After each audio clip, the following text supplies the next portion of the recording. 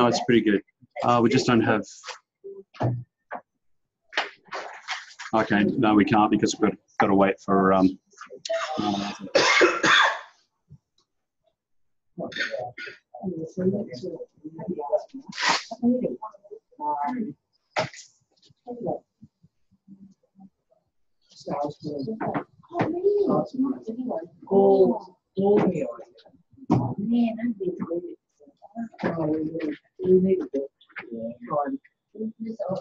I've mentioned a lot of assessment and resource.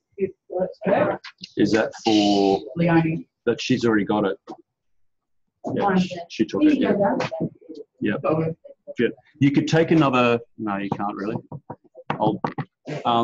Jodie, I will print off another one. Just remind me, because she won't have the one that... She's got the previous version. Remember how I said I changed it to accord with the LMS? Okay. So she would find that really helpful. Yeah. Oh, that's cruel.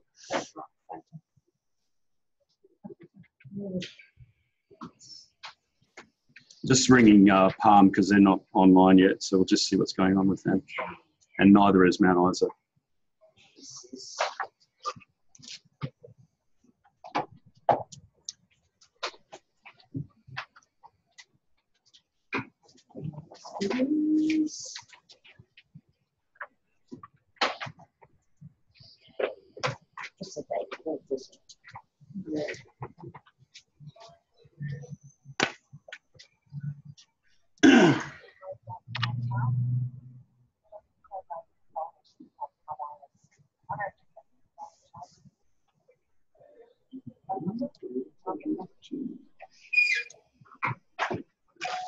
Hi, Roseanne. Trevor, just checking whether you guys are coming online. Talk soon. Bye. Send her an email.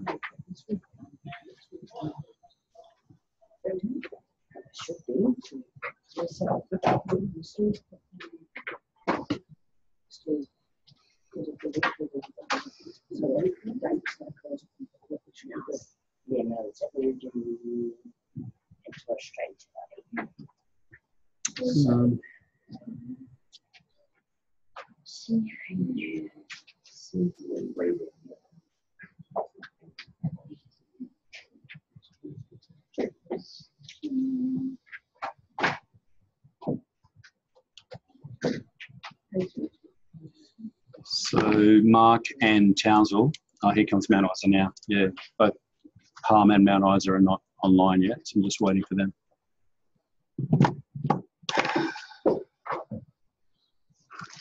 Will there be an observation task on Thursday night, Trevor? Yes, it will, mate. There is every week. So do you need me to log in on Thursday night? It's just that work is doing a function at Bunnings Hardware. Yeah, no, you don't, mate. You don't have to. But you're going to have to come up again sort of at the end of February sometime. And we'll have to organise with Jesse to do that, and probably Rob and the other new person as well. We'll do it that way. Yeah, it worked well, so we'll do that. Yep, sweet ass. Okay, cool. Okay, so Junior, you're there now, are you, with the rest of Mount Isa? Yeah, well, it's just me and Hannah right now. I don't know where everyone else is. So I know Beck's not going to be here today, and Thursday. And Clover's usually runs a little bit late because she's usually working still, but I don't know where everyone else is. Okay, so just run that. So I did know that Alison wasn't going to be there tonight. She had got in contact with me, so she may not have mentioned that. Right. And Jess probably won't come. Yeah, and Jess probably won't be here either. Yes. So it may just be me and Clover who just arrived. All right. So I'll just mark both of you down, and then if anybody comes in, just let me know, Junior. Anybody else other than what you've said? All right, and also just letting you know, Hannah won't be here Thursday either. Hannah. All right. So I'll just relay later on. Oh, I can see you now, Junior. Can you see me? Yeah. Yeah, I can see you. Okay, cool. So when I go through this housekeeping later, if you can just relay the information that I'm going to say about observation demonstrations can see it down here. Can you see my screen? Oh, I can see. Yeah, I can see your screen. All assessments, observation, demonstration. Yeah. So when I get down to that, if you could just relay that to the guys that won't be there on Thursday night and aren't there tonight. Sure. Yeah, that'd be great. Sure. Okay. All right. Hey, John Francis, here it is. Thank you. Wait, just 1 moment, everybody. All right. So, all right, so that's come to me. Yeah, is that all right? Yep. Is it all right?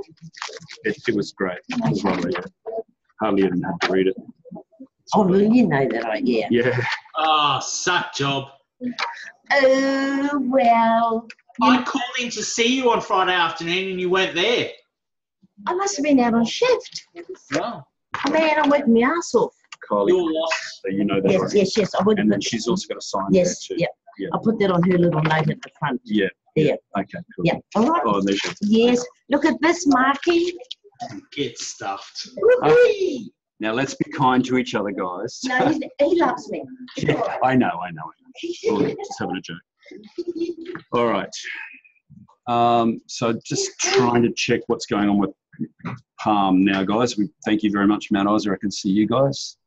Clover, that's you. I can see. And who's that I can't see? It's not Junior. It's not Clover. That's Hannah. Oh, g'day, Hannah. Hey, Hi. I thought you weren't coming. No, that's on Thursday night. Thursday. All I right. got my son's Christmas. Okay. All right. All right. So just make one final call, guys, to Palm Island and see what's going on over there. Apologies for the hold up.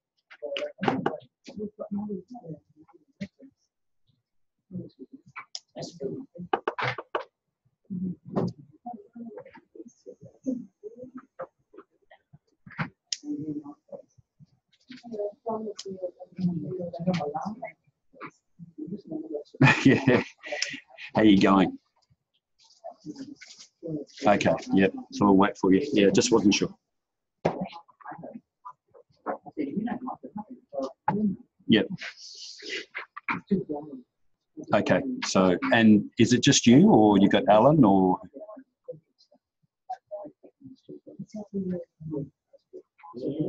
Yep. Okay. I'll let you do that and expect to see you in a minute. Okay. See you, Roseanne. Ta. All right, so Palm are coming, so we just got to wait for them to log in.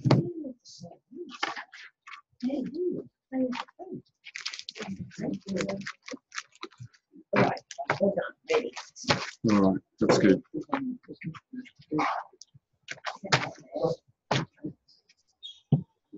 Okay, so I'll just mark the roll while I'm waiting, guys. So we've got Jody, Lani's on holiday. So,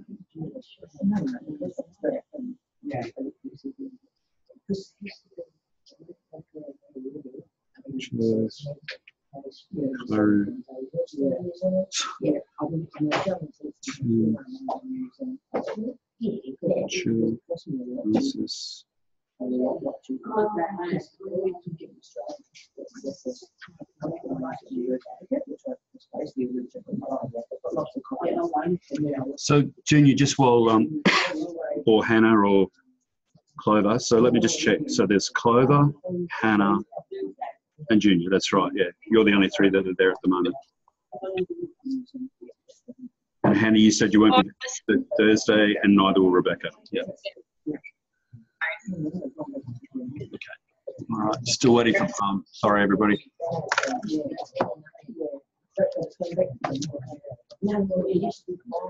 Just while we're waiting, everybody, I might as well just say with the LMS version, with the hard copy that you've all been given, that's now the numbering system of the LMS.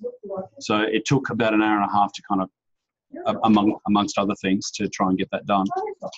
But at least now I'm not going off my head, and you guys aren't going off your head, sort of trying to work out different numbering systems. So that should be good. And it looks a little bit neater, in my opinion. All right. Where are you, Palm? Hurry up. Trevor? Yes? I know I've been harping on about this, but 1 and 2 and 3 still aren't marked on mine. 1 and, oh, you mean with the credit transfer? Yep. All right. Just keep in mind. Yep. And I'm going to talk about this. Well, the first point here, LMS. It's a learning curve for all of us. Yeah. Yeah. I understand. Yeah. Yeah. I will make yet another note about that. I have noted that, and we have gone in and done credit transfers for a lot of people. Why yours isn't in there, I don't know. Let me just have another look. Marking. No, it's got to be under participants. Just put you guys over here. Thanks for your patience, everybody. If you've just joined us, we're waiting for Palm.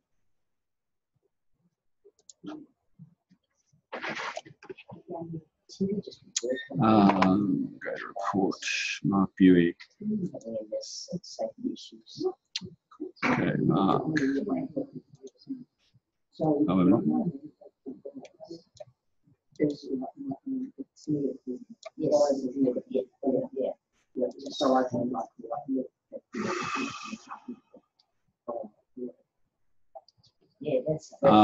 Okay.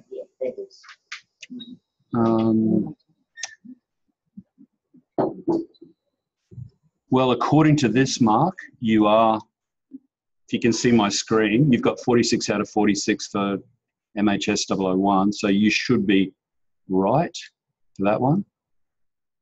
And 002, that one hasn't been done. And the screen is, I've got to adjust the screen, and I've forgotten how to do that to make it smaller. No, that's fine. That's fine. As long as it's been done, that's all. It's not, yeah, look, you know, just keep in mind that between Christian and I, we've got to try and put everything onto the LMS. Yep, no worries. Yeah. Done. And so 001's done. We just need one more to do. Yep, sweet. Hi, Roseanne. Can you hear me, Roseanne? Yes, Trevor. Okay. Oh, g'day, Ellen. How you doing? Hi. Just you two tonight? Yeah, just us tonight. Okay. Nice to see your smiling, happy faces. Okay. Okay, so that's good. So we've got the full cohort. Everybody happy to get started? I'll take that as a yes. Yeah, we're ready to go. All right, so just going to, on the LMS, going down to DIV 002. All right, I'll just get everybody's attention, guys, if you can just follow along with this. Okay, so we're in, I'm going to go into short answer questions. So this is assessment task 4. You'll notice that Omar, who is the one that uploads everything from the hard copies onto the LMS, he's in Pakistan doing that. So he's not aware of everything. So because everything can be done remotely these days from anywhere in the world, he works in Pakistan. And so he's doing that. But you'll notice that the number of assessments is getting smaller, which is great. Oh, it is. It's good. Well, you've still got the same number of questions. But for me as a marker, having 8 assessments is just crazy. And we're trying to tighten up how you're doing assessments, because if I don't have everything, because, you know, on the old way of doing it, you had to have everything done before you handed in your assessment, which in a way was a lot easier. Now, because there's up to 8 assessments to be done on any one unit, between 6 and 8 usually, up till now, you can be doing 1 and 5 and 6 and 8, and the others I'm still waiting for, so I can't mark you off on that unit. So this, we're going to try and get smaller and smaller number of assessments on LMS. Doesn't affect you, those that are doing hard copy, for that very reason, so that we can actually make you do assessments completely, you know, in a better way, that sort of thing. All right. Now, so we're going to click in on there, and then I'm going to go to housekeeping. All right, so continue the last preview, and we're there. And now I'm going to bring up, so can everybody see the screen? How does it come across, Palm? Are you just looking behind my shoulder, or does it actually come as a separate screen to you? You've actually got control of the laptop. Yeah, but do you see me in the picture, or are you looking over my shoulder, or are you actually... No, okay, fine. You're on a separate, yeah, we can see what you're doing on the laptop, but you're on a separate screen to the left. Yeah, but if I did this, you wouldn't see what I've got on the screen. Is that correct? No. Yes. No, not you guys. Yeah, we still see housekeeping. Don't you guys answer. I'm talking to Palm. You can go on. We see housekeeping. Okay. All right. Okay, I wasn't aware of that. We're not looking over your shoulder. Okay. It's like we're looking at your laptop or your PC, Cool. but we've got camera vision down the right-hand side. Cool. Yeah, I can see you're on the right-hand side as well, yeah. But all right, that's fine. So you can see exactly that whole Word document. That's great. Yeah. Okay, Yeah. good. All right. So, and you're right, Mount Isa, with that Word document. You've got it there in front of you on the screen and Mark. Yep, good. Okay, so let's have a look. Thanks, Junior. And the other guys. So housekeeping, LMS. It's a learning curve for all of us. The marking, okay, so Amy did a whole bunch of marking up to Friday to help me out, which has been great.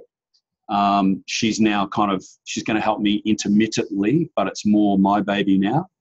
And as I've told you many, many times already, I'm sort of more on, this is basically my only job now, except for 2 shifts with selectability on Sunday. And so that gives me a lot more time to mark. But there's a mammoth number of markings to do, so I will still need Amy to help me all the way through. All right. With that in mind, things like that Mark just brought up a moment ago, credit transfers have to be uploaded into that. So anything hard copy like that, anything, your hard copy ones like Francis and Jody and all that, we have to upload that into the LMS, right? Your mark has to be uploaded into that. So there's a whole bunch of stuff that has to be done. Yep. Sorry, comment? Trevor, it's Junior from... Junior? Yes. Sorry, while you're talking about it now, you sent me an email asking me about credit transfers. I'm not going to worry about that because I still want to redo them. Okay, cool. All right. So you've already got that unit from somewhere else though, is that correct? Yeah, when I did a diploma of community services. Right. I'm going to have to ask. I don't know how that works in VetTrack because I'm not sure that you can do it twice, but just leave that with me and I'll get back to you, Junior. Yep. So that's C4MH 001. Yeah. Okay, cool. And I agree with you. I think it's great to redo some of this stuff. I'll just have to find out how that works. All right. So it's a big learning curve for all of us who are on LMS. You guys that have actually started on the LMS who didn't know any different, you're actually at a better place. Although we've all had teething problems. So I know Jill's had some problems. As I look around, you've all had problems with the LMS. And some of the other guys as well from Palm and Mount Isa and Mark. All right, and then under that, LMS emails, truly sorry to those who've been trying to contact me via this medium. And I know Jesse, who only does it on Zoom, so he won't see this until he won't hear this until he gets the recording. You've been trying to contact me, but others of you have been trying to contact me on the emails as well. So I undertake now to be looking at those emails on the LMS. So, and just to let everybody else know, if you're on LMS, you can contact me via that email on the LMS, right? So just have a look at that facility. If you want to do it via trainingmentalhealth@selectability.com.au, that's okay, but I'm more likely to look at the LMS ones. Could somebody, Purity, are you tall enough to hit that air conditioning up there? It's the bottom one on the right. Yeah, just press that in once. Did the green light come on? Yes. Okay, cool. All right, so logbooks, just reiterating what we went through last week, just in case some people weren't here. The logbooks are now, the due date is the 15th of January, right? So everybody, apart from Frances, who has had her logbook submitted and signed off, good on you, and she's the teacher's pet. Oh, yes. Yeah. Okay, so she's done it. For the rest of you, because you've got 4 weeks off rather than 1 over the Christmas break, apart from your 1 week of Christmas, New Year, we get that. If you could be working on that and have it ready for the first night back next year. So if you are doing it hard copy here in Townsville, you're handing it in to me on the first Tuesday back on the 15th of January. If you're doing it LMS, you're doing it on there. I did send everybody the Word document, didn't I? So I have to take that Word the PDF document off eventually, won't be this week, off the LMS and put the Word document. But that was something that Omar did without me knowing. Trevor? Yes. No. Good question. Can I post the logbook up to you? Or send Why don't you scan it? Can you scan it? Yeah, scan the email. Just scan it. Yep. And then email it to me. That's the best way to do it. Don't forget you've got to put your, so just a reminder to everybody, I'm sure I've said this too many times, that you've got to get your timesheets. Yeah. And if you don't have timesheets, then it has to be your pay slips. Okay. Now, it's a non-negotiable fixed date. So that 15th of January, for everybody except Francis, if I rub that in enough, it will be the 15th of January. So no extensions, right? You've got 4 weeks off. Bang, that's when it's going to be. All right. So just get into it, guys. Just judging from one of the other people who did it in the last group in one go, she did it in 6 hours. Now, I'm not saying you have to do it in 6 hours. How long do you think all up you might have taken, Francis? Probably more than 6. Oh, I think it was about 10 or 11 Yeah, hours. so 10 or 11, yeah. Yeah, it was. It wasn't just a little thing. Yeah, it wasn't a little thing. All right, so 10 or 11 hours over 4 weeks. Just break it down, guys, just do a bit every day. That's all you need to do. All right. Was she an academic? No, she's not academic, but she's just very focused, and she got it done. Yeah. I Okay. envy her. Yeah. All right. So it's going to take at least 10 to 11 hours for most people. All right. So just factor that in. All right. Now, I've got something on here, all assessments. Something that I didn't get to add on here because I was in a meeting just before this. So we'll come to the all assessments in a minute. So prior to that, I want to say this, that just a reminder that we're going to finish next Thursday night. All right. So we're doing this week, we're doing next week, and we finish on Thursday night. And then we're off till the 15th of January. So next Thursday night is the 13th of December, and we're not coming back till the 15th of January. So we've got a month and 2 days, basically. All right, so hopefully that'll be a nice break during which you can do your logbook. All the best. Okay. 5 days was supposed to be 21st. Because what, sir? Because it goes to the 21st of December, so it's a month. No, a month and 2 days. You're going from the 13th to the 15th. Okay, let's go. Yes. All right. So let's now go. Joe, stop for a sec. All assessments. The last class for the whole thing is Thursday, the 28th of February. You have 1 more month to complete all your assessments and have them in. So that'll be by the 31st of March. And then there's 1 more month that I've got to mark everything and maybe get back to you if I need to. And then I have to have everything into what we call vet track by the 30th of April for payment. All right, so everything that you put in, so we finish on at the end of February, everything has to be in by the end of March, and I've got to have everything in by the end of April. Is that clear with everybody? Does that make sense? So February. So we're finishing just after, 2 weeks after. No, that's not true. Yeah, no, I'll leave it at that. But here we go, the last point here. See if you can beat those dates. So much better to have things done sooner rather than later. So don't wait till the 28th of February to get everything in. Try and get it in before that, because we actually finish on the 14th of February, something like that. Did I say that? No, sorry. We finish on the 28th of February. Beg your pardon. All right. So you've then got a whole month to get everything in. And basically, we used to, in the last cohort, make everybody do it in that week until we change it to the following week. All right. All right. Observation demonstrations. Let's have a look at that. We're going up for dinner. Okay, we'll talk about that later. Observation demonstrations. It is important, but we're not so important right now. Observation demonstrations. Catch up will be done on Thursday, the 14th of February. So people that haven't been able, and this is for Townsville, but the next point talks about the other people that are not in Townsville. So catch up will be done on Thursday, the 14th of February for the observation demonstrations. Don't book anything for that evening, please, because if you're not here, that's your last opportunity. Because they won't pay me for another, it'll probably be like 3-4 hours. If you aren't here on that night in Townsville, they won't pay me for 3 or 4 hours to go through that individually with you. So please note that date down right now, everybody, 14th of February, which is 2 weeks before we finish on that day. And then you basically have to be here for the last 2 Thursday nights as well, right, to make sure that you've done that. So the next point down, Mount Isa, Palm, Mark and Jesse, and that'll be Robin as well. I'll book different times around that time for you guys to do that, either on Zoom or face-to-face with Mark, Jesse and Robin. Does that make sense, everybody? Yeah, sadly, Alan and Roseanne, I did try and get a trip over to Palm, but Jono was, he just looked at me and said, well, that won't be happening. You got the Christmas theme going there. Good on your palm. Well done. We might work on everybody having that Christmas theme in future videos. All good. Okay. All right.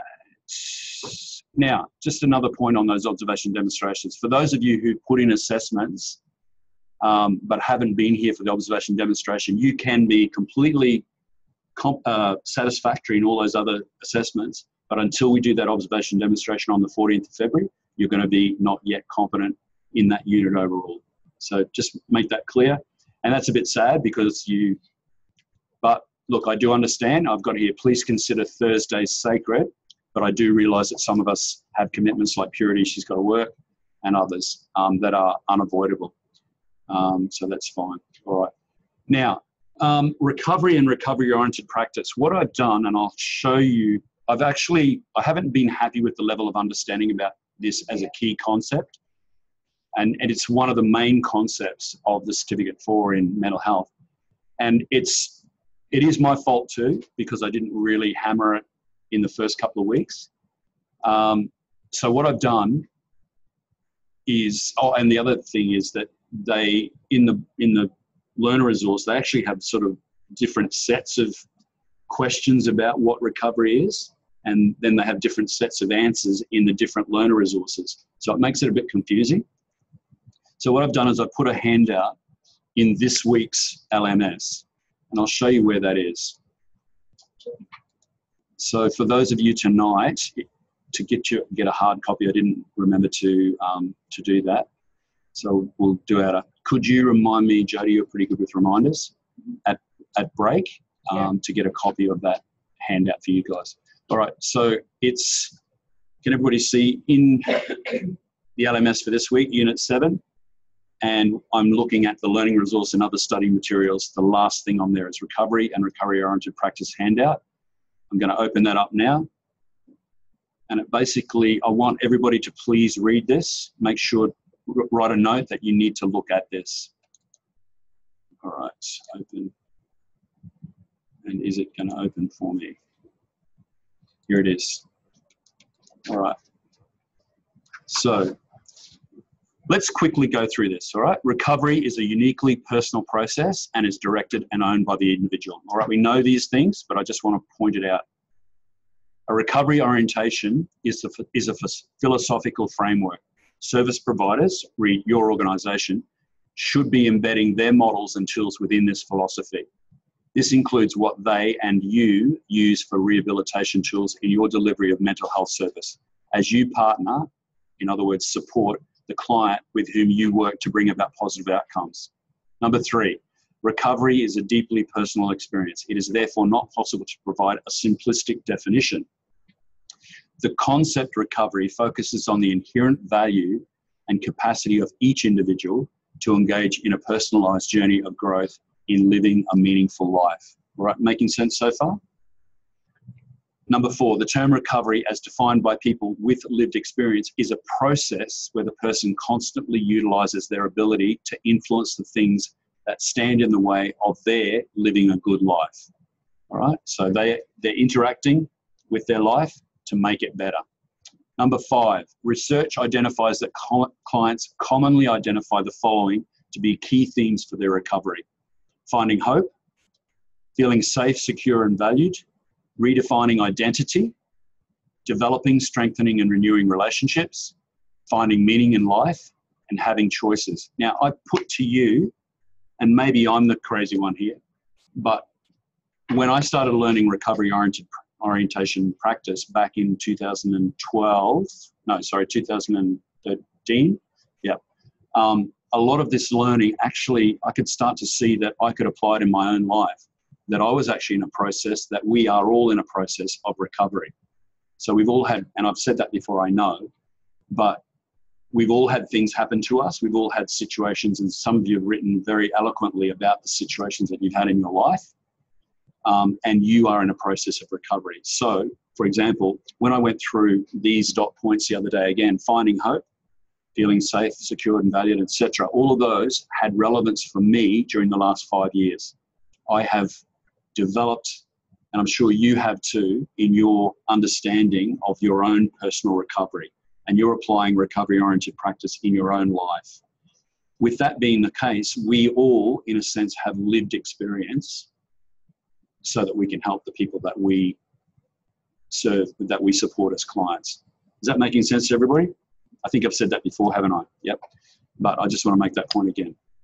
Number 6, we've said many times, recovery is not the same as being cured. Number 7, recovery is a process, not an end point or a destination. We will always be in recovery. Recovery is an attitude, a way of approaching the day and facing the challenges. Number 9, being in recovery means recognizing limitations in order to see the limitless possibilities. So on one side of the coin, we've got limitations, but on the other side of the coin, we've got limitless possibilities. So the same coin, we've all got limitations. Everybody's got different limitations, but everybody's got limitless possibilities, different limitless possibilities. All right. Please listen in. I know this is boring to some. I want everybody to listen in. This is really important. Recovery means being in control. They're in control. All right. That's why we're supporting them. We're not caring for them. They're in control. We are supporting their recovery. Recovery is the urge from them, the wrestle and battle, and the resurrection to a better life. Sounds very religious, but I'm not trying to be religious. Just trying to say, in one sense, you know, they're resurrecting their life to be something better. And we are in the process of helping them do that. And we should see ourselves doing that. And number 11, recovery-oriented practice, ROP, emphasizes that everyone can achieve an improved level of well-being and a renewed sense of identity, purpose, and meaning in life in the presence or absence of symptoms of illness. It might be better if we turned that around the other way, in the absence or presence of symptoms of illness. So they might they will still have their illness, perhaps, but they can still live a very meaningful life. Okay, so please download that.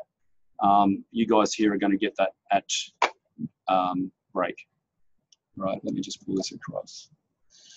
All right, so let's go now into the LMS. We're going to go into short answer questions. Okay, any questions, guys, so far? All good? Yes.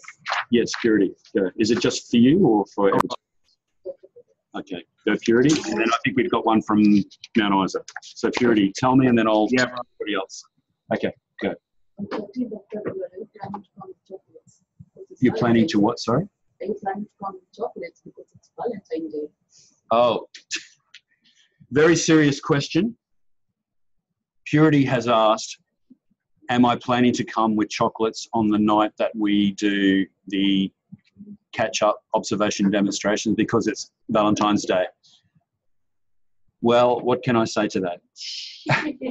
We'll have a Kit Kat break somewhere. No, okay. Because we didn't get any chocolates on Friday afternoon. Yeah, sorry, Mark. Well, you were supposed to bring them to me, mate. The apple comes to the trainer. Where was my Kit Kat? No.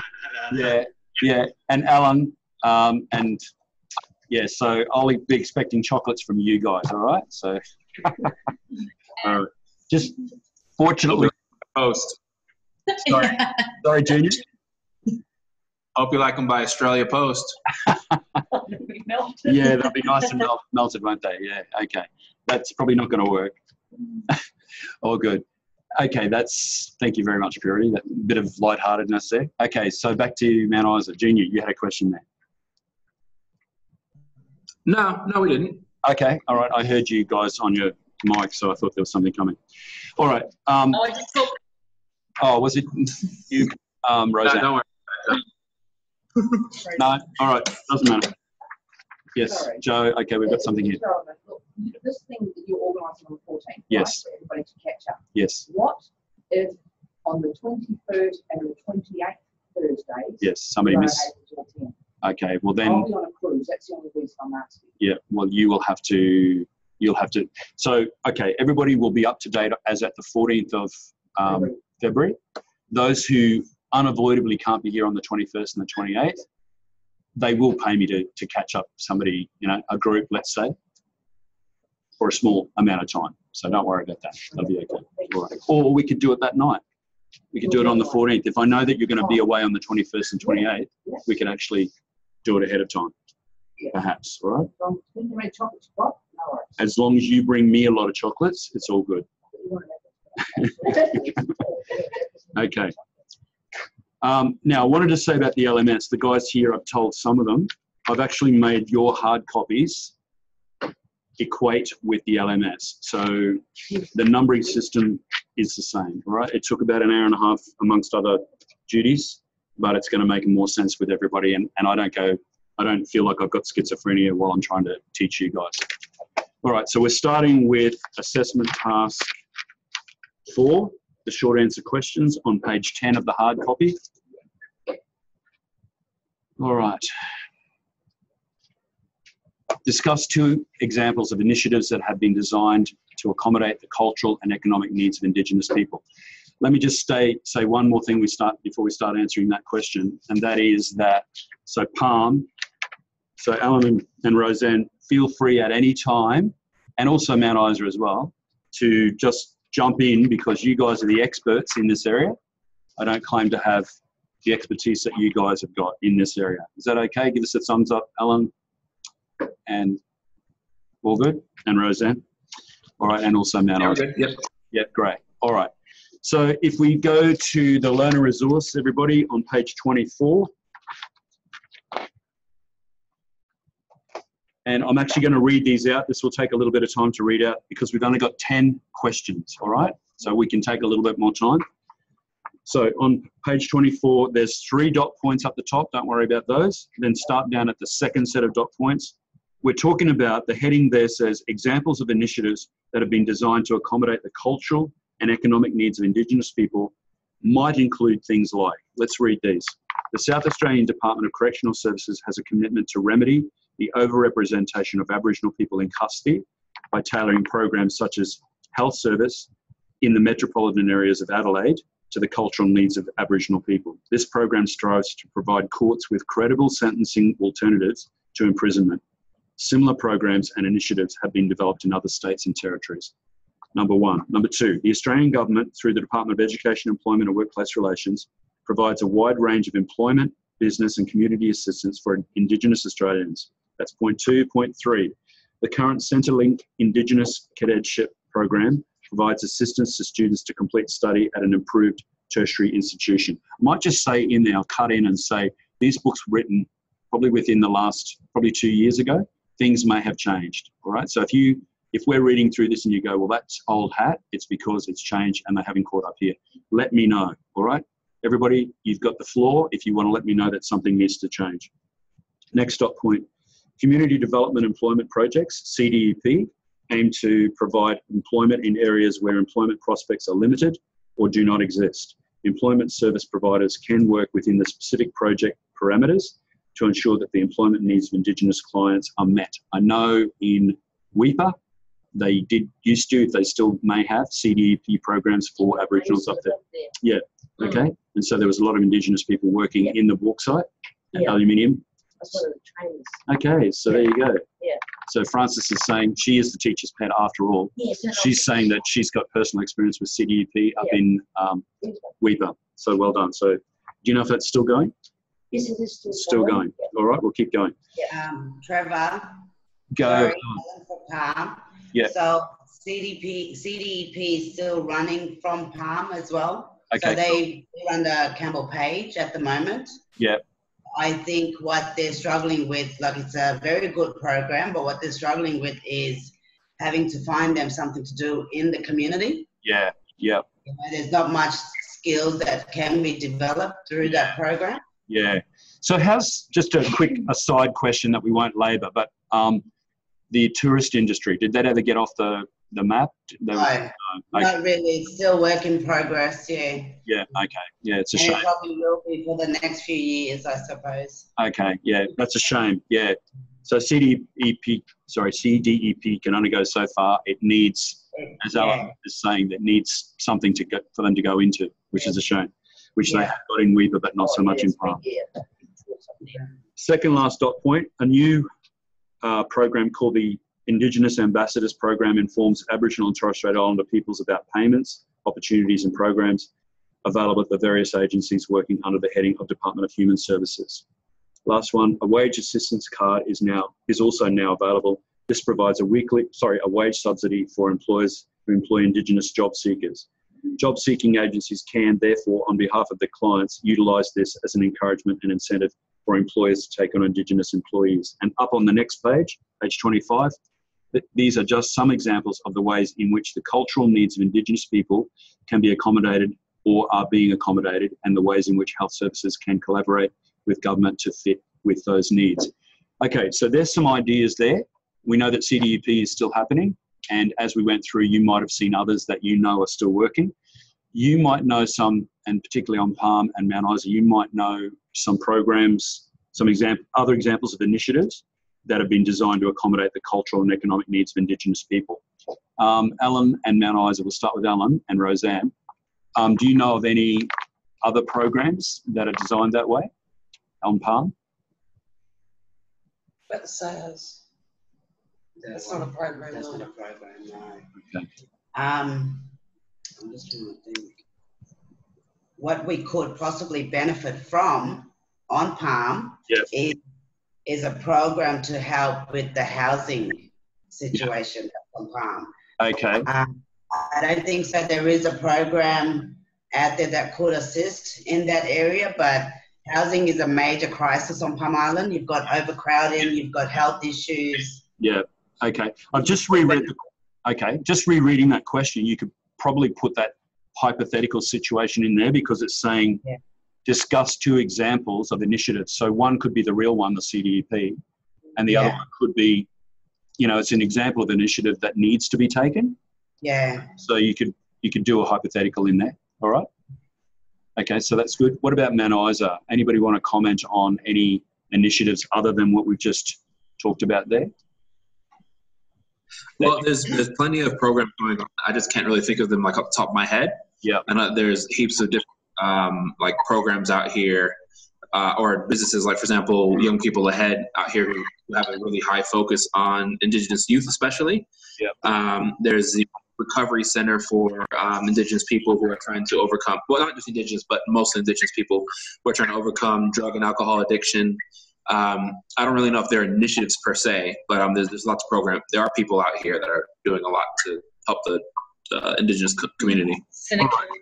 So, Junior, as long, and everybody else at Mount Isa, as long as, according to that question, they are initiatives that are designed to accommodate the cultural and economic needs of Indigenous people, you can use that in your answer. Okay? Okay. Just to understand, we're finding examples on our own. It's better if you use ones that are actually already working. So the ones that you just gave a moment ago, they could very easily just drop in there. All right? Yeah. It's your own word as an answer. Yeah. So we're not using the example page 24. We're talking about. No, those ones on 24, 25, if you're really stuck, yes, you can use those ones. But if you can use real life ones, that would be even better. All right? Okay, but it's not going to be wrong if you put down 2 of the ones on 24, 25. You're not going to be wrong. But if you can tell me about something that you're actually working in or working with at the moment, that would be great. All right, so... And just a summary of Very And just a summary of it? Yeah, so just give me, not one sentence, just give me a short paragraph, but enough information to, when I say short paragraph, that's more than 1 sentence, all right? So maybe 2 sentences. But you need to give me, what is it actually doing to accommodate the cultural and economic needs of Indigenous people? So answer that question. It says discuss 2 examples, so actually discuss it. Yes, Mark, might be a sec. Sorry, Joe? I'm sorry, you have to look up the internet. It doesn't explain that here, what's actually... Yes, it does. Yes. Well, it says here, by tailoring programs, how are you tailoring a program? Wait a minute, what are you referring to? Which dot point? Sorry, no, the first one. Just for example. Page 24? No, yeah. So page 24, the first dot point, if you're going to use one of those, it does actually tell you. It says this program strives to provide courts with a credible sentencing alternative to imprisonment. All right? Yes. You don't have to write how it does it. No, you don't, because you're not using a real life example. All right? I mean, it's not equal. It's not equal in that sense. But you guys, Mount Isa and Palm, you can do that. Now, Mark, you were going to say something? Yeah, the only one that I can think of that's running in Mackay at the moment is with regards to the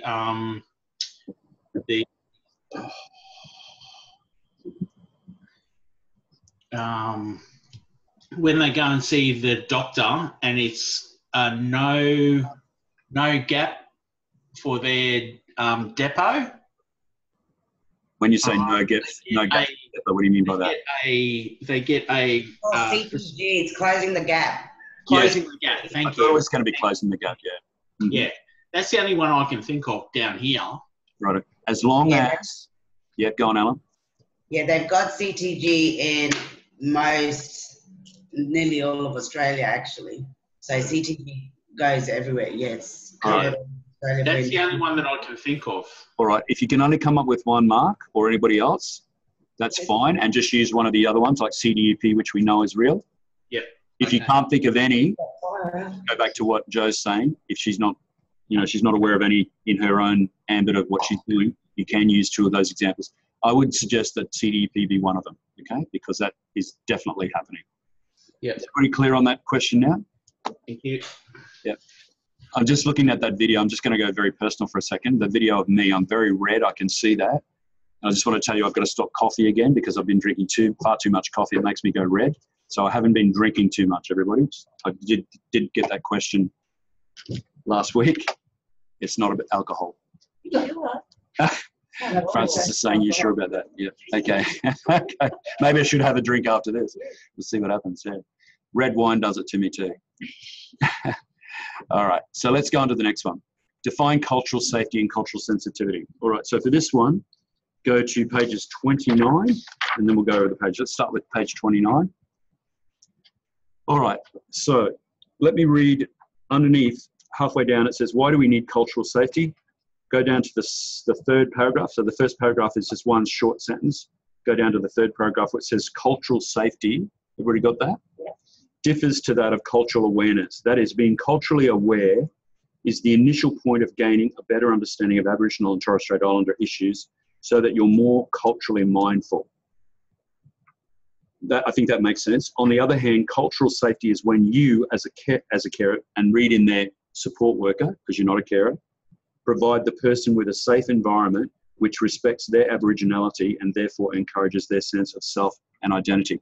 Actually really like that definition of both those concepts, safety and awareness. Now, the problem is you've got in the question define cultural safety, which you've got, and cultural sensitivity. All right, so what I would like you to do, please, rather than you having to think too hard, why don't you just write that paragraph in there? All right, you can do it in your own words if you want to, but write that paragraph in, which includes cultural awareness. All right, but we're also going to go over the page. Is everybody clear on what we're doing so far? Yeah. All right, let's go over the page, and there's a heading on page 30 which says cultural sensitivity. Now, this definition is not quite as good.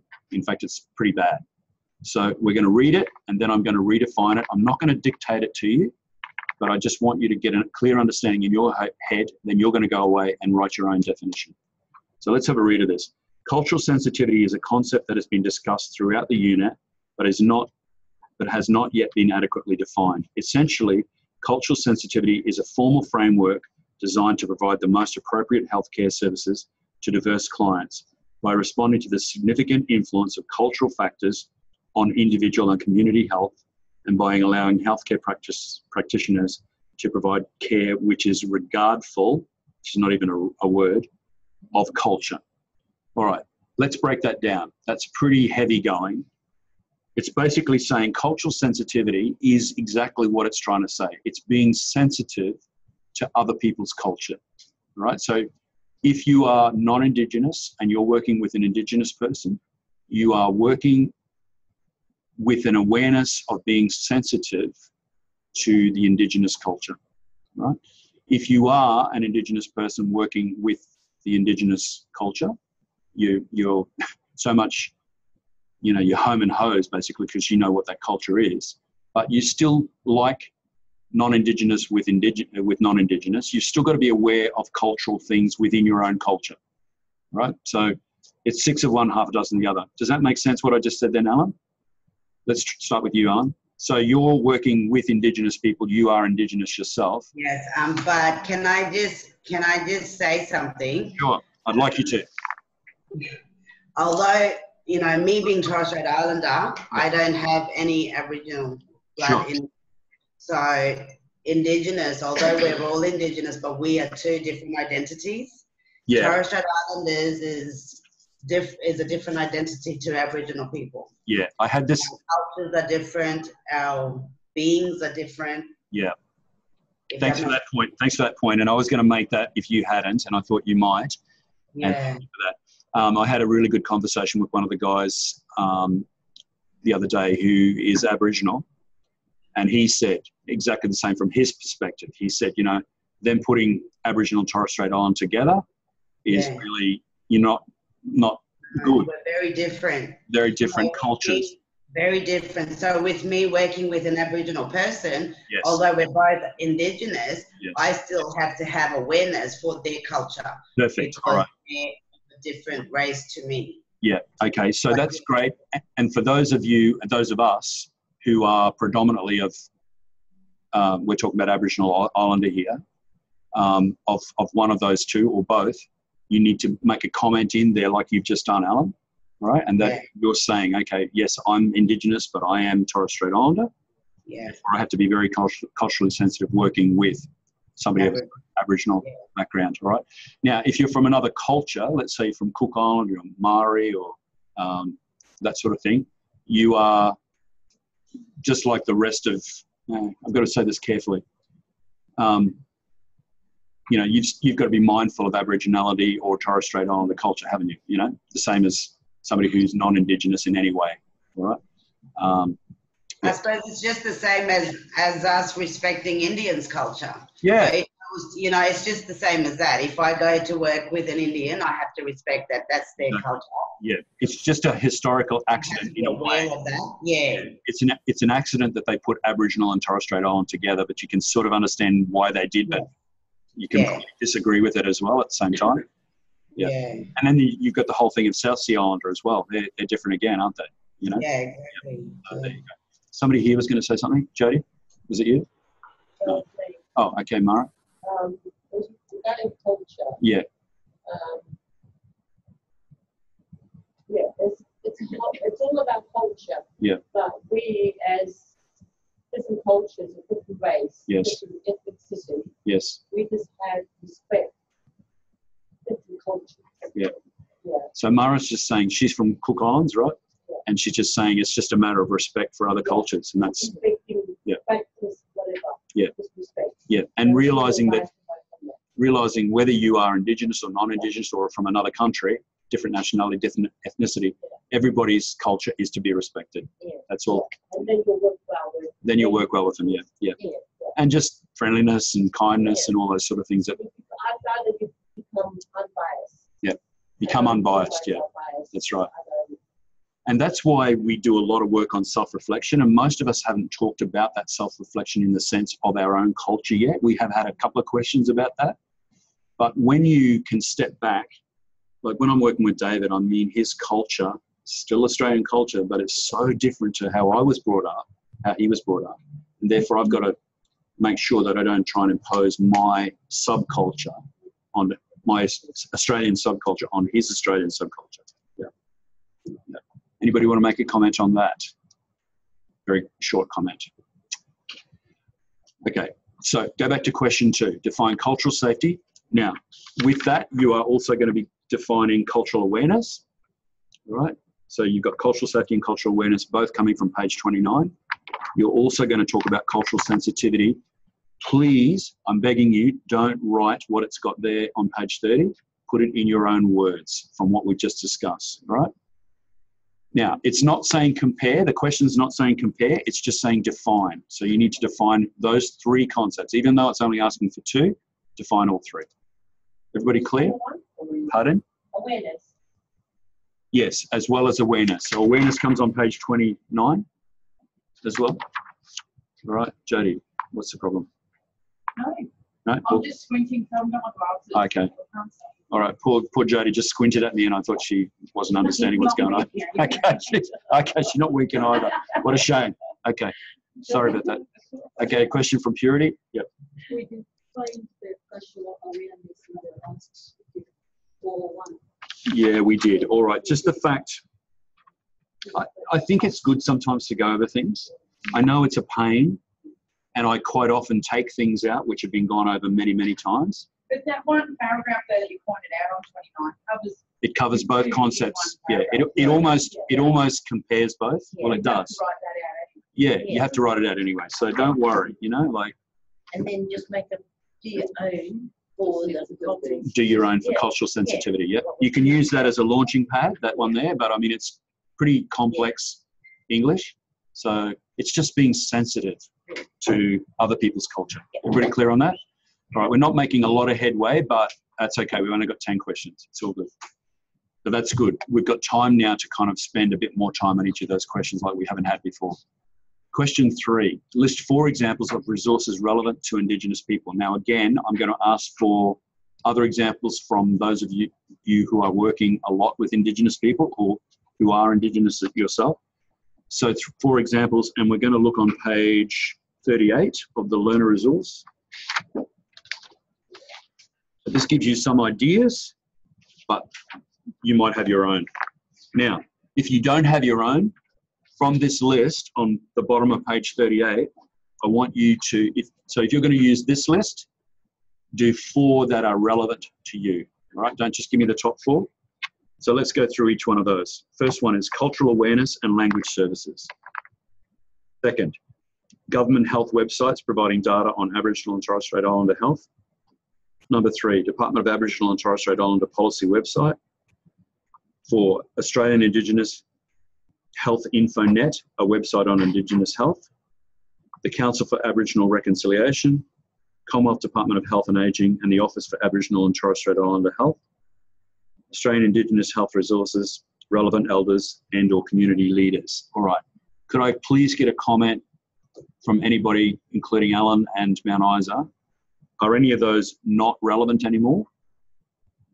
Can I just add, so your second dot point, yep, the government health websites providing data, yep, that I believe should not be correct as well on like the data that's being collected, because not much people would do. They get their data from the census that goes around the communities. Yep. Not all will do the census, so that will just be an estimate. So keep that in mind, that it's just an estimate. All right. So would you be happy on behalf of other Indigenous people to write in there in brackets an estimate only? Estimate only, yeah, because I have been to meetings where it has been confirmed, because the data is only collected off the census that is filled out and passed around the community. Sure. Not all completes the census. Okay, good. All right. So just that point, if you're going to use that dot point, everybody, you're going to write in brackets after that, it's an estimate only. Not all Indigenous people do this. Yep. Yeah. Happy with that, Alan? Yep. Yeah. All right. No other comments on that, Alan? Roseanne, you're right with it? Yep. Yep. I talk about you, Roseanne, because you're not Indigenous, I know, but you've got a non-Indigenous viewpoint on Indigenous, so you're helpful as well. Yep. Okay. So Mount Isa, any other points on that? Any that you're aware that shouldn't be on there, Mount Isa? We were sort of talking about the cultural awareness and language services. Yes. What does it mean by the language services? I might need to get some help from Alan or others, but basically I think that would be, like translator services, where people can only, I know in some communities up north, their main language is not English. Yeah. Language. So English is not their first language. Yeah. Yeah. Yeah. So you would have a group of people that would translate what they call broken English. Yeah.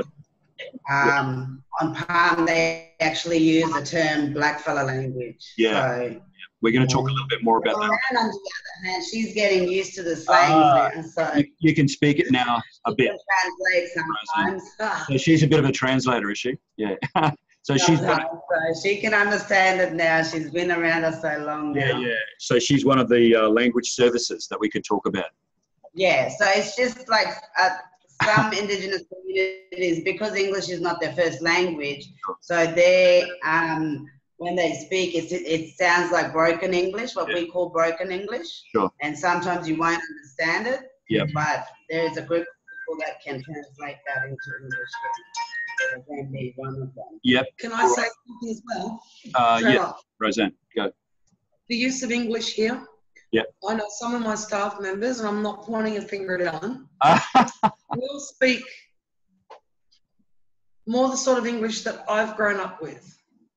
But when they're out in the community with their family, it's more, as Ellen said, the blackfella English. Yes. Yeah. And it's just like, you know, they just adapt and talk, you know, accordingly to whoever it is they're talking to. Yeah, no, it's a very good point, and we're actually going to revisit that later. So thank you for that. That's a good point. And it's actually, I'll just give you another point from within the Australian culture. So when I was managing a sugar business before I started back in teaching, I am name dropping, I know, but I was the manager. So I had to talk to farmers.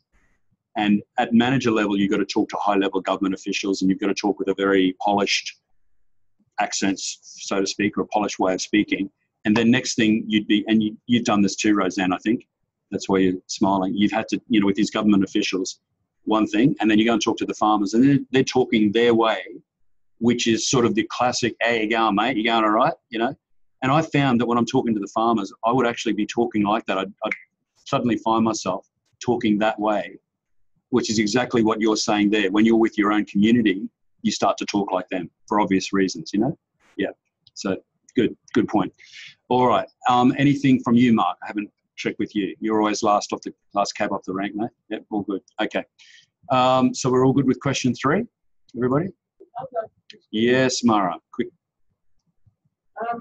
I'm not aware of all these resources here. Yeah. So Mara's saying that she's not aware of any of those dot point places, right? But you're aware of 4 others, maybe? None of them. Hang on, are you aware of 4 others apart from those? Yeah. Yes. But the information I got, because when I was working with one of my clients, she doesn't go anywhere in the community. Yeah. And she had her own books for coordinator, not even doing anything. So I went in and she did the work. Yes. Did all the research.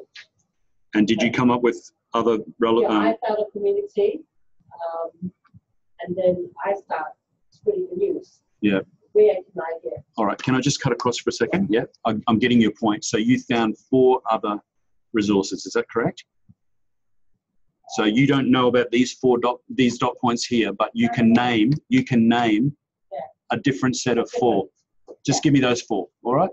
All right. So same with everybody else, right? If you've got different ones, by all means use those, all right? That are real life. You don't have to put what's in here. Okay. Because that's more relevant to you guys, all right? You don't have to just cut and paste. Yeah, it's all good. All right, all happy with that?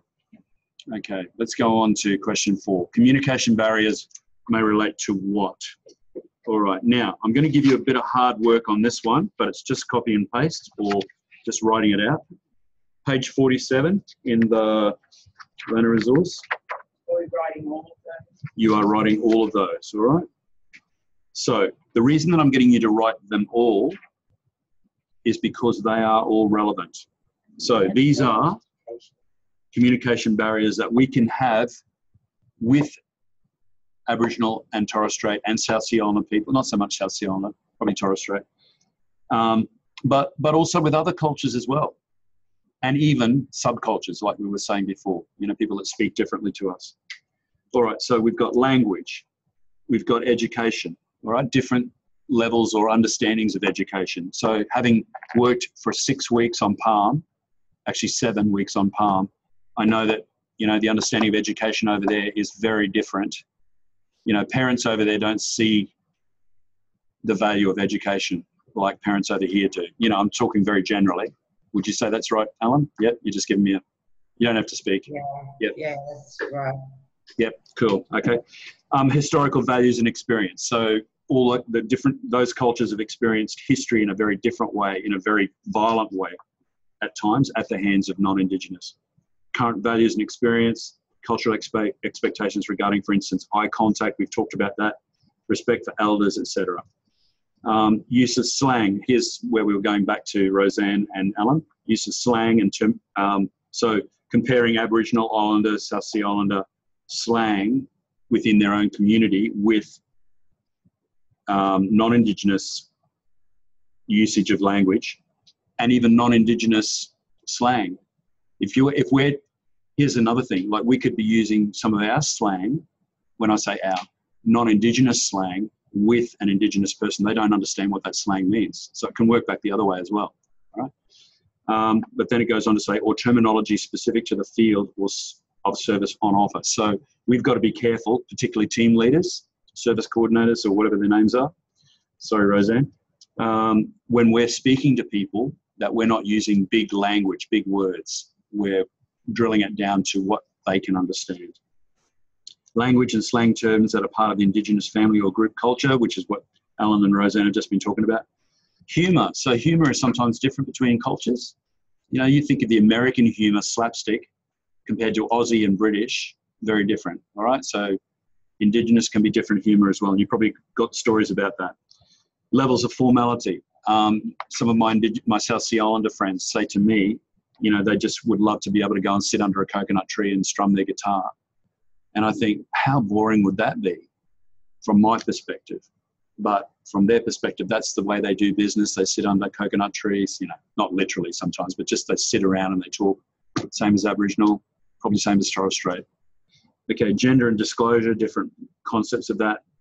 Comfort levels, different understanding of trust. Body and para-language traditions. Can I just mention there, if you've got a hard copy in front of you, para-language, and you can take notes if you haven't got a hard copy, para-language means the non-word component of communication by speech. So it will be things like the tone, the rate of delivery, so the pace at which you're saying something, the pitch, the hesitation noises like and and things like that.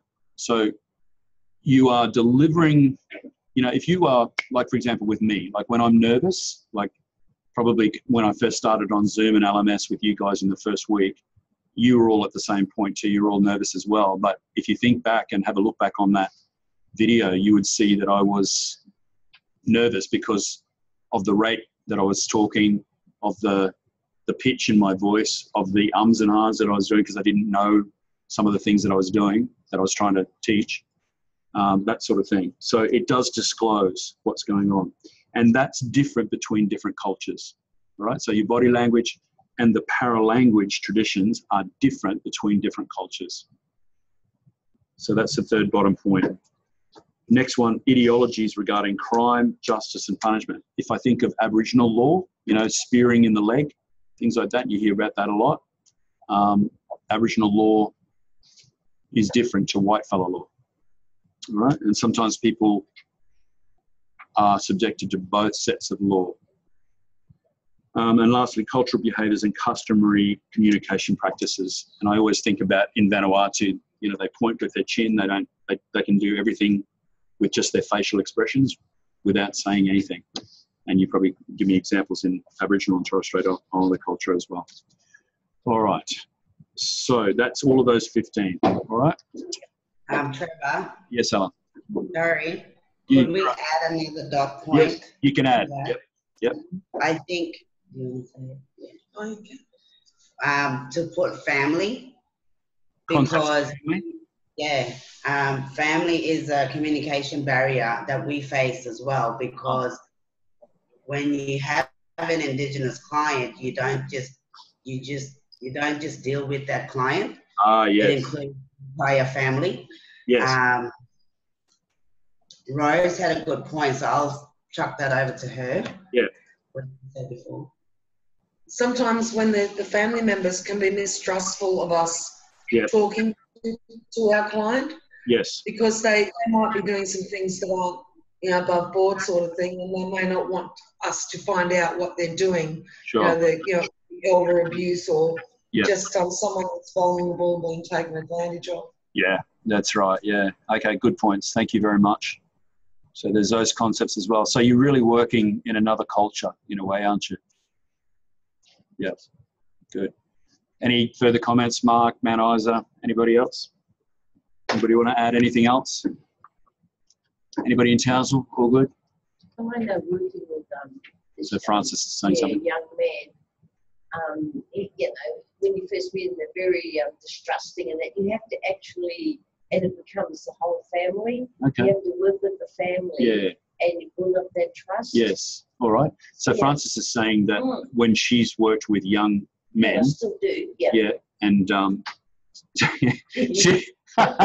there's so much that can be said there, but we won't. I'm just noticing Alan and Roseanne having a little chuckle there because they know you, Francis. All right. So she likes, you know, those shifts that we're just talking about. Anyway, we won't go there.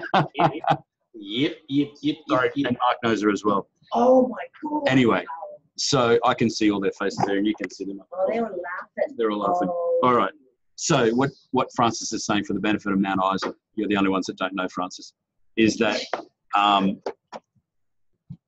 she has to get to know that young man's family to work with them, and that's a different kettle of fish to working with the family on Palm, for example. Palm's a whole different kettle of fish. Yeah. You can sort of, knowing you, Francis, you'd probably deal with the family pretty easily, I would say. It's just a matter of getting to know that family. Yeah, and then that really helps and it builds trust. Yes, it builds trust. Yeah, no, and it does. And I do. It was easy, and I feel like I can talk. You can talk, yes. You've been well known as a talker, and you are the teacher's pet as well. So, yeah.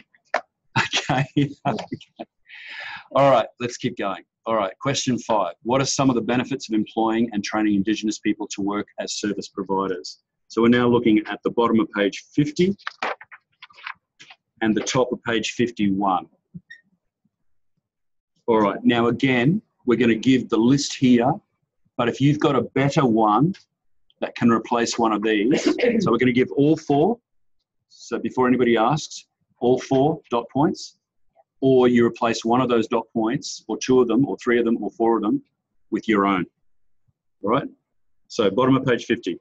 I'm reading from just before the dot points start. By employing and training Indigenous people to work as service providers and cultural brokers, so a broker between 2 cultures, right? So that's a middle person. By doing that, community organisations are more likely to generate local community support. I really want your comments on this after this, Alan and Roseanne. So if we do this, if we use Indigenous people, we're more likely to generate local community support. Number 2, we'll demonstrate respect for the community with which they are working. 3, can establish a place that is acceptable to the local Indigenous community. And 4, will be in a position to assist members of the Indigenous community to link up with and obtain referrals to other Indigenous and mainstream support information and services. All right.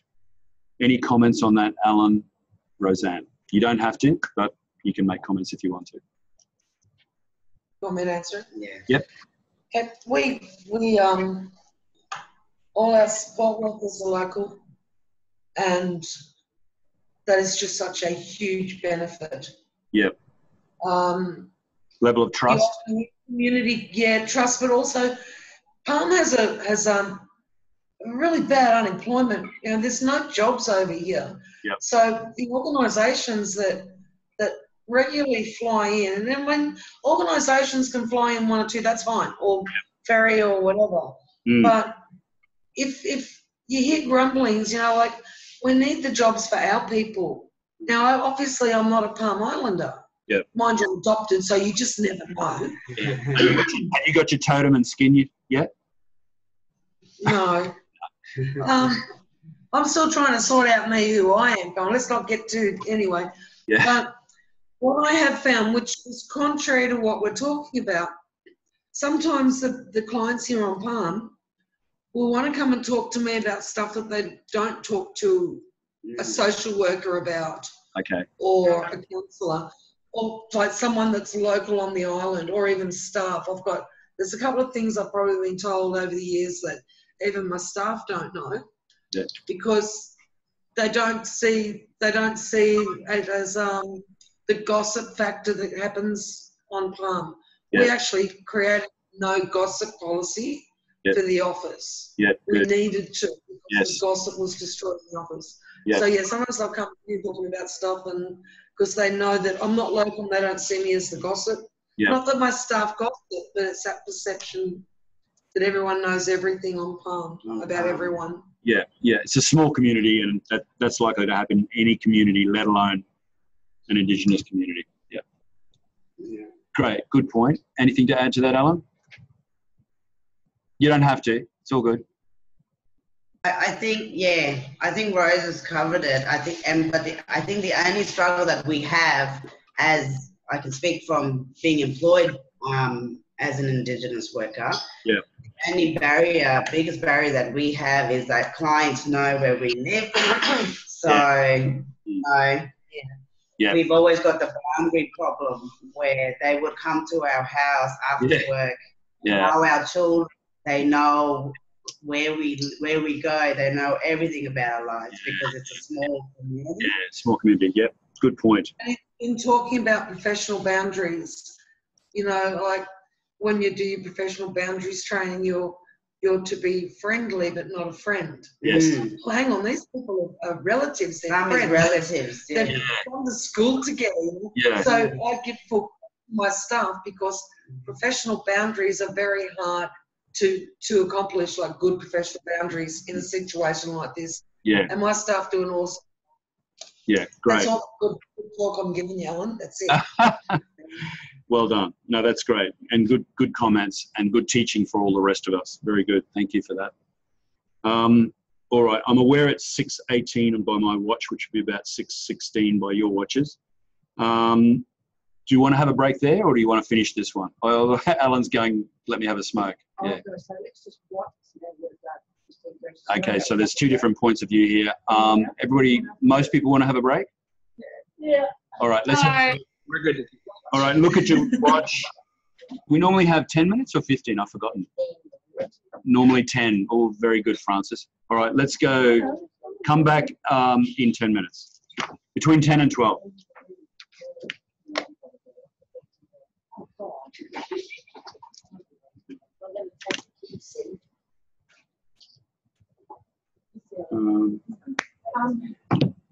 Yes. I'm just going to be behind in last week's assessment. Yeah. Do I, like, if I just go with the policy of having everything in on the 15th of January, would that be all right? Or? No, I don't want you to get like that. You can... No. Just going to be late with that one. With that one. Yeah. Yeah, because if I say by the 15th of January, I don't mean this week's 15th of January and then next week's work, the 15th of January as well. Yeah, no. Yeah. Yeah. Yeah. No, I just sort of, referred my week trip. I didn't even look at it. Yeah. It was just like, wow. So yeah. Okay. I just had that week off. It's all good. It's all good. It's all good. All right. All right. I've gone ahead and done all the questions here, eh? Good on you. Yeah. Well done. I haven't assumed that you're going to say we've got points. I've just referred to the page number. All right, I'm just going to...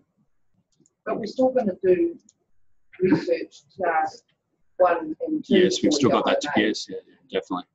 Yeah.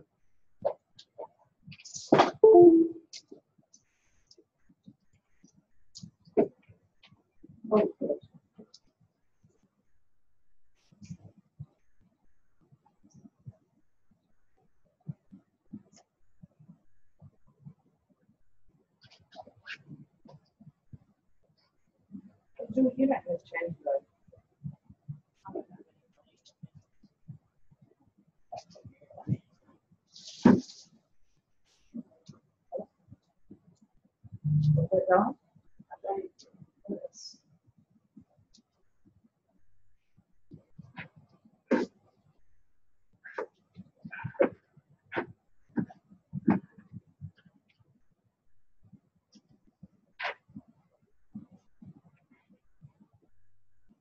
How did you go with last week's one? You haven't even started it, you're just like me. Apart from that, up to that point, had you started and completed all the others on time?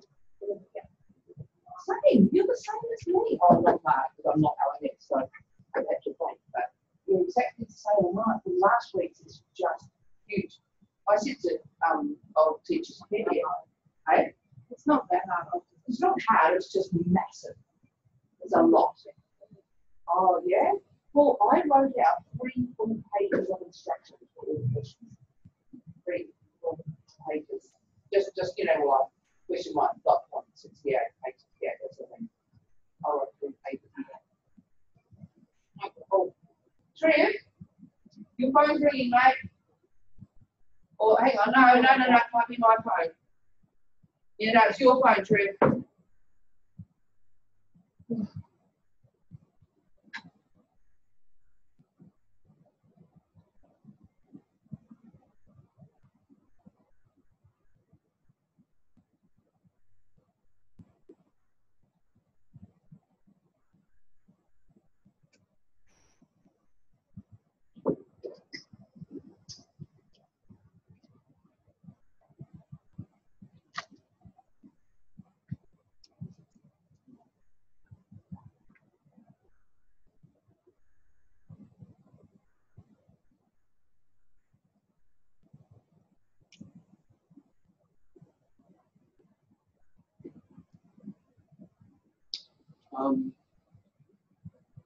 So Jill, what was that something that you wanted to talk to me about? No, it was just exactly the same. What is? One of the questions. Yeah, those ones. Can I have a look at that tomorrow? Oh, it wasn't any hurry. Do it in a week's time. I've written it out after the photo. I was just the first day and I had to sit down. Oh, sure, I'll send that. Yeah, I'll just make a note to have a look at that tomorrow. Yeah, but it's the same thing, except this, but then I have, and then it's been up. And then it's come back on the third attempt. Question 5's wrong. Where question 5 is right, but so it's the second one. Okay. Yeah. All right. Yeah, that's all. Is it different markers? Was that any one of the markers? I wouldn't believe that tells it it's markers.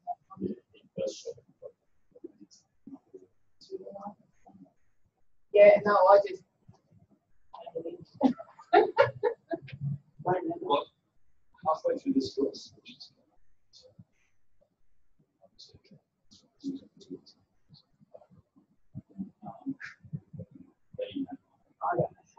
I know, I don't know.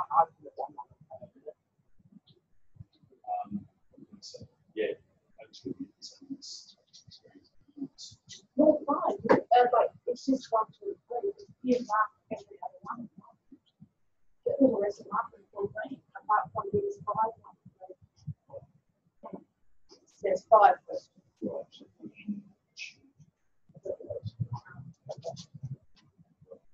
You'll see, it's just what's read with the 5 boxes, but it's just, they've done exactly the same. They said wrong, and then those ones are right. And it's exactly wrong. But it hasn't done it. But so what, all those ones, they're all. Yeah, when you choose something, you're going to check something. This is something which makes sense. You recently, you have to say this recently. That you choose. Yeah, I've done it exactly the same as what I've done with the couple of ones. Yeah. Because it comes up as submitted pending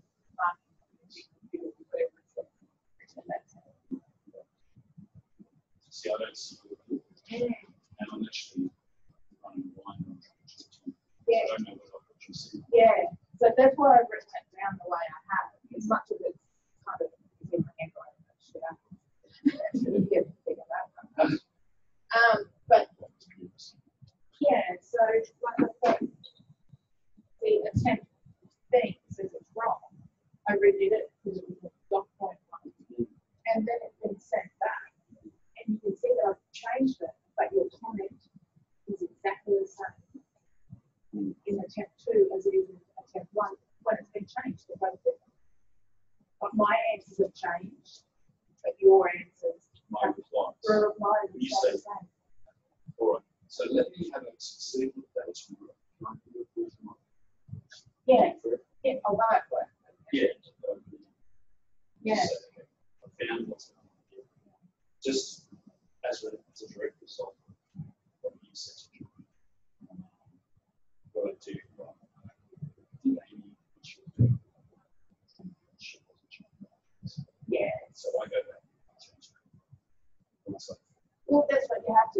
like, if she's marked it wrong, if it's coming back again wrong, because that comments in there. And yeah, because that's the same as this one. 5 and 14 are wrong. Okay, then I sent it back, and 5 was still wrong.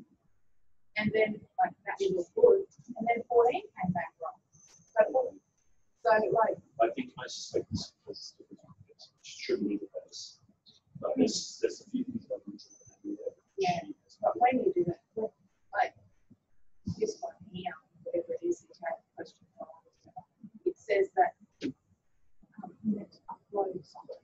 And I don't know about the brochure that we have to do, the pamphlet. I've submitted that one that week or whenever I did it. Into the LMS, we had a bit of a hard time because it was so big. We've done that too, so we had to make it straight. But we got it in. And it's coming up that it's not right, but there's nowhere for comments or anything. I'm thinking it's my recovery, as long as it's got the information and everything in there, I don't understand how it can be wrong. So it's marked wrong, but there's no comments or. I seem to recall that one. Isn't that 2 parts of that? It's a back and a front, yeah. Because mine, if you print it, you'll have back and front. So this is what you do for your time for I think that's about which we're no, this one has been moved up. Yeah, this one has been moved. Let me have a look at it tomorrow. Yeah, you'll see that there's 5. And as I said, doesn't have to be tomorrow, whenever. No, well, you know, something's on my mind. Yeah, because one of it's yeah.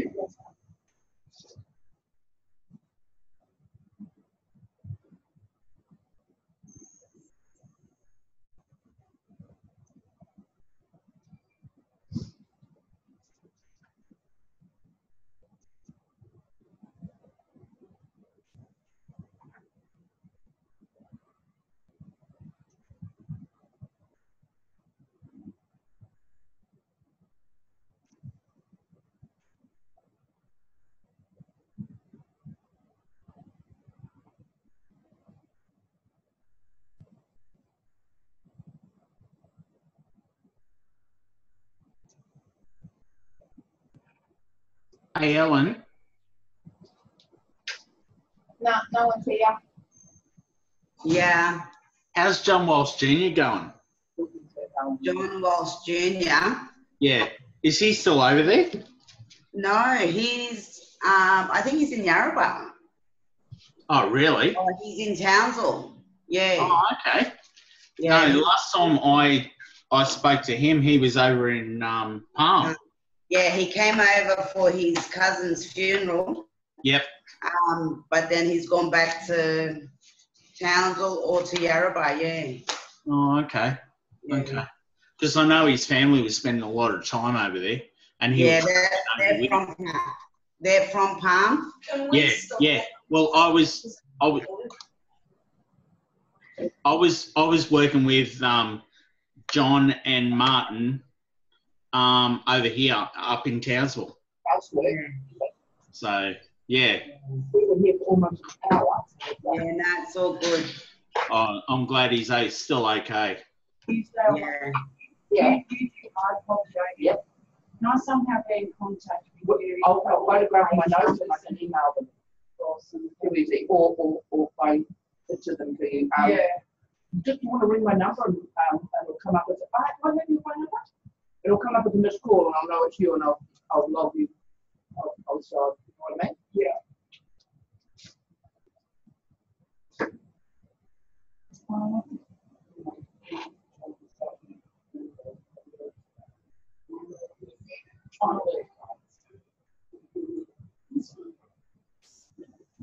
Unfortunately, I did. Now, not the quick.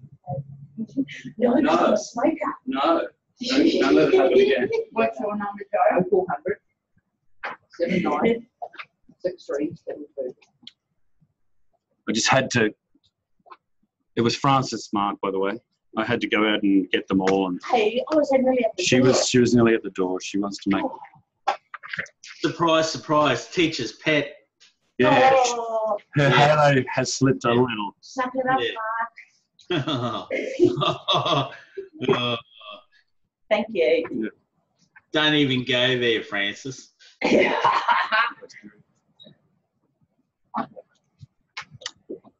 Okay, I've just distributed the hard copy of that recovery and recovery-oriented practice for the guys here in Townsville. Just a reminder again, if you guys could download that in the learning resource and other study materials section of the LMS for this unit, which is where I'm pointing right now in that section there. Okay, let's go back. Now, we do have to quicken up the pace now because we've got a fair bit to do back in assessment task 1 and 2. So let's keep moving quickly through. We're up to number 6 in assessment task 4. What does self-determination relate to? That is on page 60.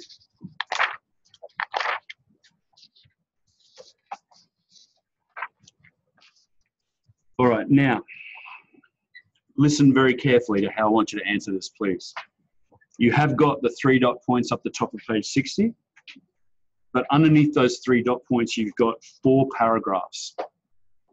I would like you, please, to do 1 sentence in 4 paragraphs, or 4 one-sentence paragraphs, 4 one-sentence paragraphs in your own words that summarize each of those 4 paragraphs.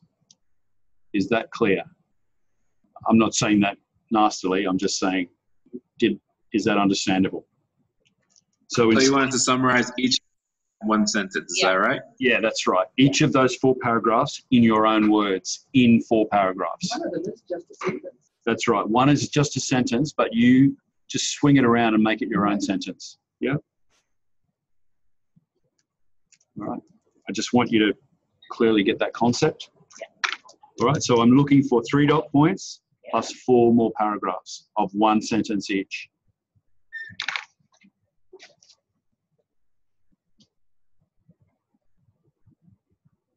All right.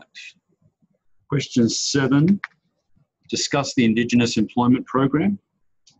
That's on page 61. And I'm sort of going to do the same thing with that question. See up the top of page 61, you've got employment, and you've got 2 paragraphs, and then you've got 4 dot points. So the 2 top paragraphs, one sentence paragraph replacing each of those paragraphs. So 1 sentence paragraph for each of those 2 paragraphs, and then the 4 dot points.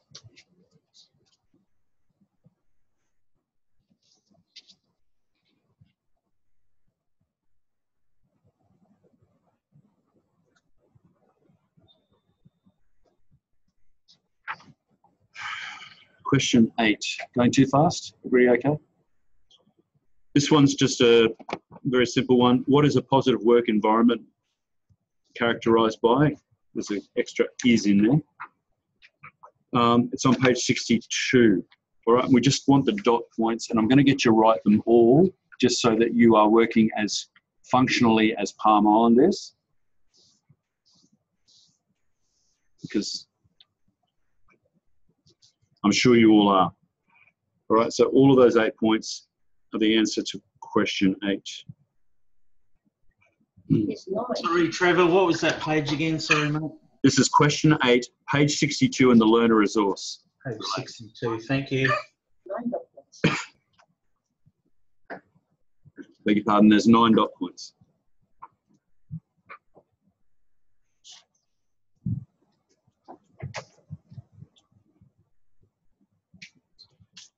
Okay. All right, question 9. How can you assess the effectiveness of program activities? Pages 66 and 67. All right. I'm not going to do it now because we need to rip through the rest of the book, but let's have a quick look on the top of page 67. We will do this part. And it's a basic diagram that just about every program on the history of the planet Earth uses this diagram to say how they do their process. So the first one up the top is analyze the problem. To the right and down is identify solutions. Next one, implement, monitor changes. Next one, evaluate. And then it just keeps going round and round and round. All right, so that is about evaluation of programs and services. The answer that you want in question 9, so the question again is, how can you assess the effectiveness of program activities? We're talking about Indigenous programs. How can you assess that? Okay, look at the third paragraph. First paragraph on page 66 is just one line. Second paragraph, third paragraph. It says in that third paragraph, as noted earlier in this unit, don't worry about that, cross that out. And you're starting with when, all right? Now, I'd like to say you can do it in your own words. If you want to do it word for word, that's up to you. Start with when. Do that whole paragraph. Starting with when. You're obviously not... Pardon? Page 66, paragraph 3. Drop out the words as noted earlier in this unit. You're starting with when, with a capital W, when. You don't want paragraph 1 and 2. No, don't want paragraph 1 and 2. That is the answer that I'm looking for right there. That's how we evaluate a program, the effectiveness of a program. All right? Yeah. Question 10. There are still significant gaps between non-Indigenous people and Indigenous people. Explain, not just list. 3. Now, by the way, I might use this as a launching pad for everybody. I have let it go a couple of times, and you may, don't think that I'm referring to you specifically, but if it does relate, if the cat fits, I've let it go a couple of times where I've said to people, in the class on recording, make sure you give me a 1-line summary on a dot point, or give me a paragraph summary on that dot point, and I've just had the dot points given to me. I've actually let it go till now in most cases, but from now on, please, just so that you're learning something. I'm not getting you to do that willy-nilly. I'm getting you to do it so that you're thinking about it. It'll be sent back. If you just give me a list and I've asked you for something more, it'll be sent back, all right? Okay, so why did I say all that? Pages 68, okay, pages 68 and 69. I know why I said all that. It says here, explain, not just list 3, all right? So you're going to explain these gaps. Now, you've got dot points down the bottom of 68 and dot points up the top of 69. There's quite a few of them there. You only have to take 3 of those. Take the 3 most relevant to you. I would suggest that you write what it says there and then explain it in your own words. Or might be better to give a comment, right? You don't have to explain it, just give a comment about that, right? So it's going to be something that's relevant to you. You're going to add something onto what it says there on that dot point. Right, so the 3 most relevant to you, write it out. Yeah, so say the dot point and then make a comment.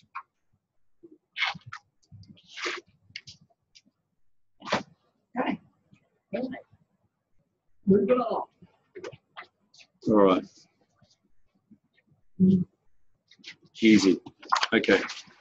Let's quickly go back. Let's go backwards to the assessment task 3, which is the observation demonstration. Is on page 7 of the hard copy. All right. So LMS assessment tasks 3, observation demonstration. I'll just make sure that it's the same for you guys on the LMS. It should be. Oh, it's all written up there. Okay. All right. So the assessor will observe, don't worry about the part 1, role play. With the group, the student is to role play a time when they have promoted or attempted to promote Aboriginal and/or Torres Strait Islander cultural safety. Let's stop there for a second. Keep your finger there or your eye on that. What's cultural safety again? Somebody from Mark, tell me what cultural safety is. Just to put you on the spot, mate. Unmute yourself, please. Yeah, thanks for that. Cultural safety, understanding the Aboriginal or Torres Strait Islander cultural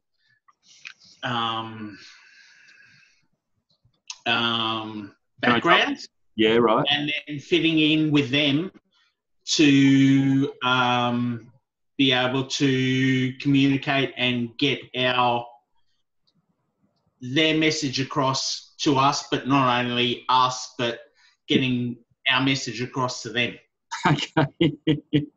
May I paraphrase you? Yes, you may. Okay.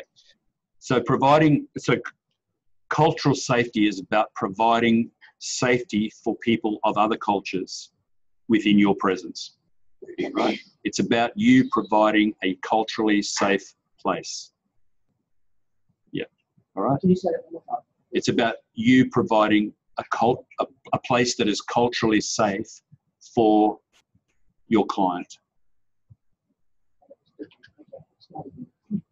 Cultural safety is about providing a place that's culturally safe for your client, right? So they can operate within their own culture and not feel like they're being discriminated against or whatever, all right?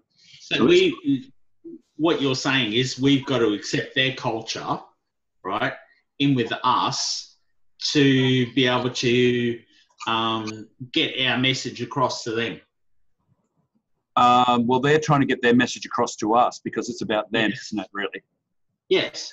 But we've got to understand that. Yes, yes. So, you know... the environment of who they are and what they need. Yeah, just hold that thought for a second, Jodie, because I just want to say something about Mark, what Mark's just said. One of the things, remember I said to write down that whole paragraph about cultural safety and cultural awareness? Yeah. Cultural safety begins with cultural awareness. So what you're saying is, yes, if you know the Aboriginal culture, you know, we will never, non-Indigenous people will never know the Aboriginal culture completely, but we need to know enough about it to provide a level of cultural safety to that group, to Indigenous people. So, for example, if I'm dealing with an Aboriginal guy, I know a little bit about Aboriginal culture, and therefore I can have a talk to them. Like I know that they want to talk about their culture to a certain level, right? So I'll ask them questions about that. That provides them a level of cultural safety within their own culture when they're in my presence. Because, so the starting point of cultural safety is cultural awareness, right? So, and as I said, the proviso there is we're not going to know everything about a particular culture, but we need to be learning more about that culture. So our level of providing cultural safety for people of other cultures increases and increases. Is that clear as mud to everybody? Yeah, it's clear as mud. Right. Okay, start with cultural awareness. On cultural awareness, you are building cultural safety. Cultural safety is not about us, it's about them. It's the level of comfort that they feel in our presence because we are aware of their culture and we're making adjustments to them because we know their culture. All right, forget that for a second. It'll become aware. You'll become more aware as you read more about that and understand it. Let's go back to part one, role play. With the group, the student is to role play a time when they promoted or attempted to promote Aboriginal or Torres Strait Islander cultural safety. In other words, you've provided a safe place within their culture, within the scope of community services. In other words, within the scope of support work. Second paragraph, if the student has not promoted Aboriginal or Torres Strait Islander cultural safety, if you've never worked with Aboriginal or Torres Strait Islander people while working in community services, you can either select a time when you've promoted cultural safety of any type within a workplace, so it doesn't have to be. So they've given you a way out. If you've never worked with Aboriginal or Torres Strait Islanders, you just pick a time when you promoted cultural safety for another culture, a person from another culture, and you will devise and role play a scenario in which you could promote, beg your pardon, I'm going to confuse you. So number one, so start again. if you haven't worked with Aboriginal and Torres Strait Islanders, you can either do a role play about a time when you promoted cultural safety for another group, or you can devise and role play a scenario in which you could promote Aboriginal and Torres Strait Islander safety, cultural safety, to the best of your ability. Okay, good. Right, now part 2. Let's have a look at that. Get rid of this. Part 2. Once everyone has completed their role play, the whole group will come together to reflect on the different role play scenarios. We will discuss the strengths and weaknesses of the different interactions and evaluate ways to improve communication. Together, we will discuss strategies to improve making and...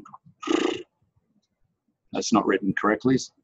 Together, discuss strategies to improve making and maintaining cross-cultural relationships. All right, so let's say that sentence again. Together, as a group, we will discuss, and that includes everybody that is listening right now, we will discuss strategies to improve both making and maintaining cross-cultural relationships. Once students have performed the reflection, they should discuss in the larger group setting their thoughts and conclusions. Okay.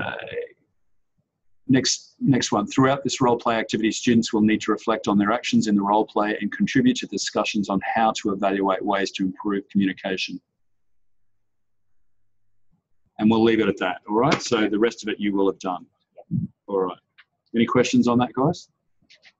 So you come on Thursday night ready to role play a situation with one other person, or might be a group of 3 if there's an odd number, to role play a situation where you have provided cultural safety.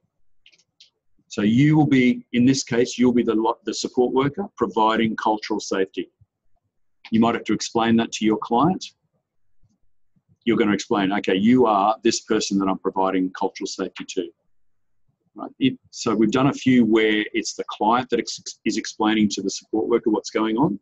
Now we're going to reverse that. We're going to say, you are the client, sorry, you are the support worker. You might have to explain to the person role-playing your client who they are, and you're going to provide support to them, cultural support. All right, let's go back to any questions on that. If not, let's go back to task 1.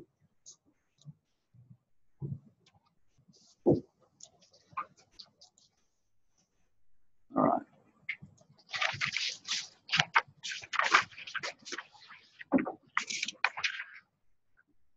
All right, now on the LMS, you've got it listed like, you've got it, yeah.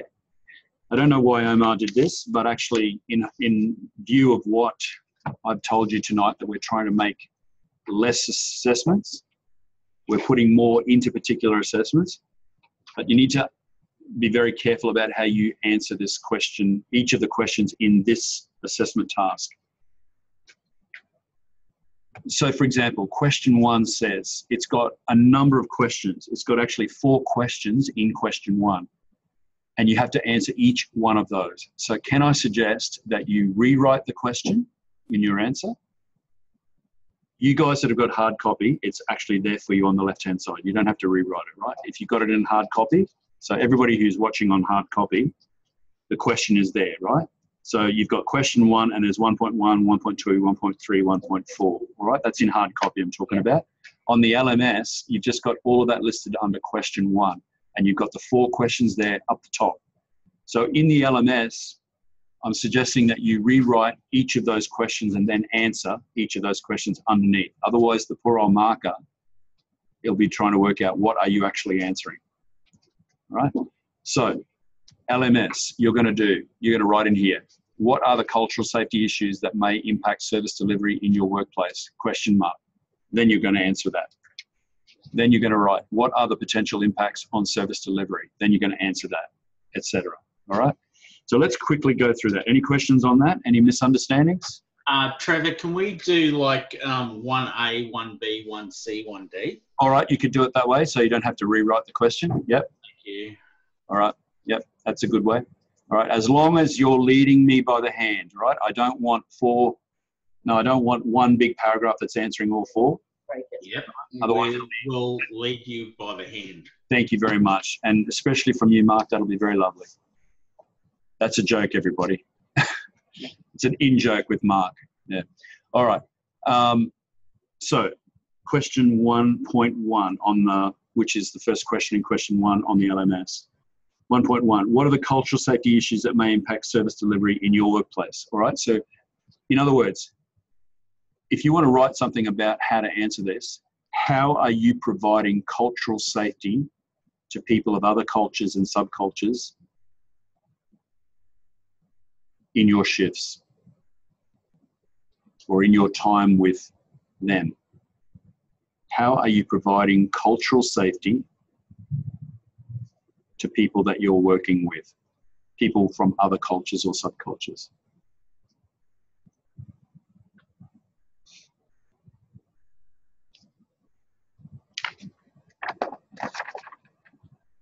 Does that make sense? Everybody's happy with that? Let me know if they're not, if you're not.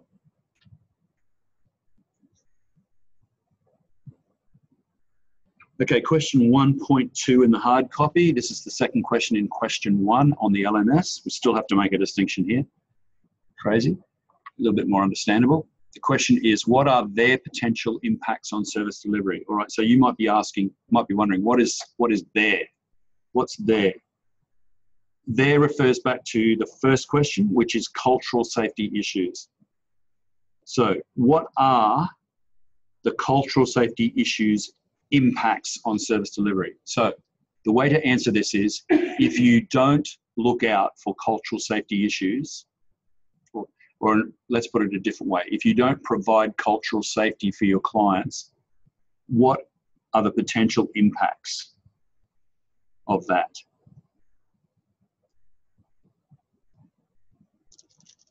Is everybody following what I'm saying? If I don't hear anything, I'm assuming that you're right. Beg your pardon?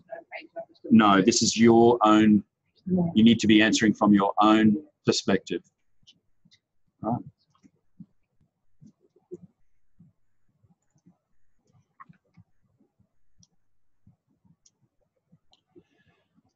Okay.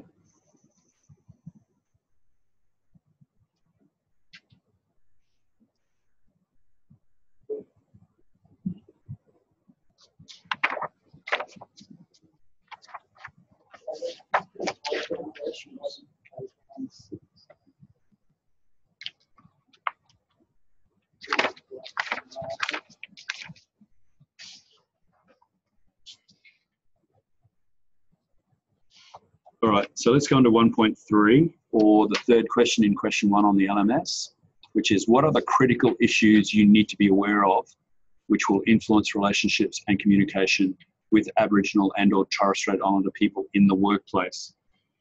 I can give you a reference here in the learner resource which may help you. All right, so this is on page 13.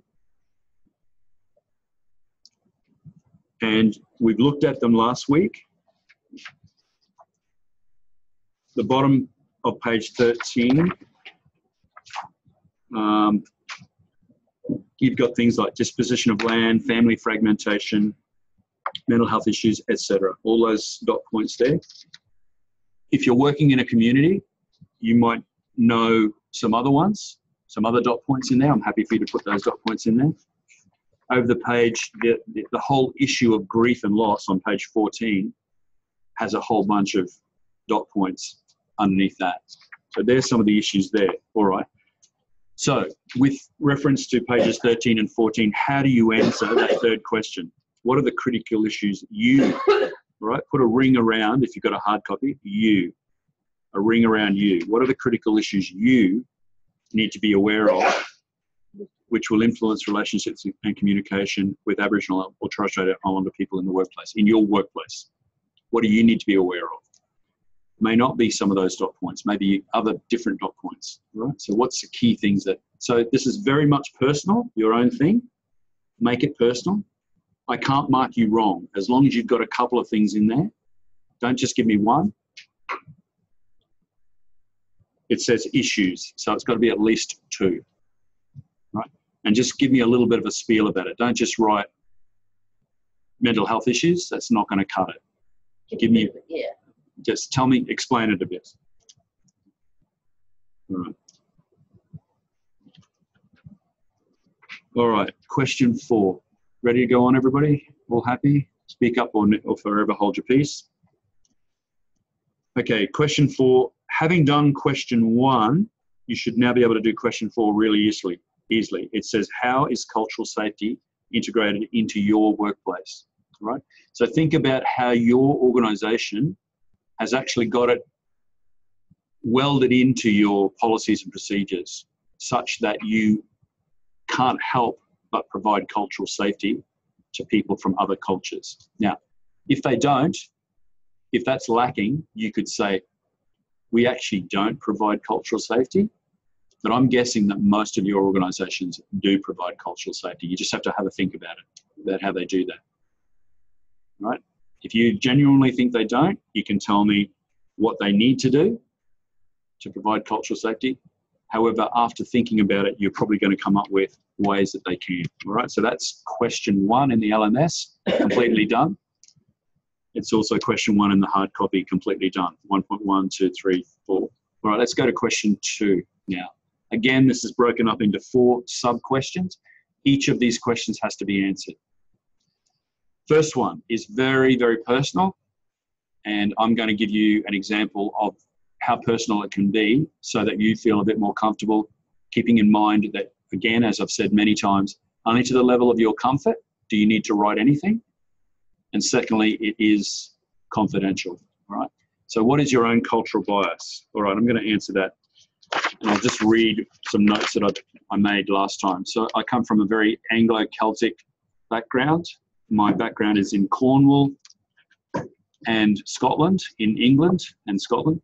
English-Scottish heritage. I was a child of the 60s. Aboriginals only got the vote in 1967 when I was 8. There was only one Aboriginal girl in my class at school. She was completely misunderstood and bullied. There were racial problems. There was a lady in town who obviously was very traumatized by, and I'm talking about an Indigenous lady. We called her Black Bertha. Her name was Bertha, but she was shunned by society. She was heavily into alcohol because of being shunned. Her mother was a prostitute, and that was the only way she could, earn a living. And the daughter, as a result, became an alcoholic. However, in year 10 and 11 and 12, when I went to boarding school, my cultural, I'm not sure about misconceptions, but the background had been laid such that I didn't really understand Aboriginality at all. But then I became very good friends with a guy called Marty White. That's not his real name. At boarding school, and he's an Aboriginal guy, still really good friends with him now, and he just painted a new picture for me of what Aboriginality is all about. I've also, I go to a church which has got lots and lots of people from both South Sea Island and Torres Strait Island background, and have really come to make a lot of good friends in that community. And so my understanding is really good of that culture now. So my cultural bias is completely different to what it might have been when I was very young. All right, so I've given you a very personal background, and you can answer the way you want to answer. All right, so it's completely personal. Any questions on that, guys? Yep. We talked about it last week too. Yep. Bias. We talked about a cultural bias last week. Yep. Yeah. Yep. You had to write something on it then. All right, so had you done the assessment for last week? Francis? Yeah, I ended up writing the background on it myself. Beg your pardon, sorry? What are you saying? What are you explaining the bias? The way you said, I actually wrote exactly. You've written that last week. Yeah, all right. yeah. All right, so is that everybody's, so it was on last week. Was it specifically about Aboriginals? Yeah, Australian. All right. Yeah. All right. So that's already been answered in last week's assessment? Yeah. You asked us to Can I just quickly have a look at that? Excuse me, everybody.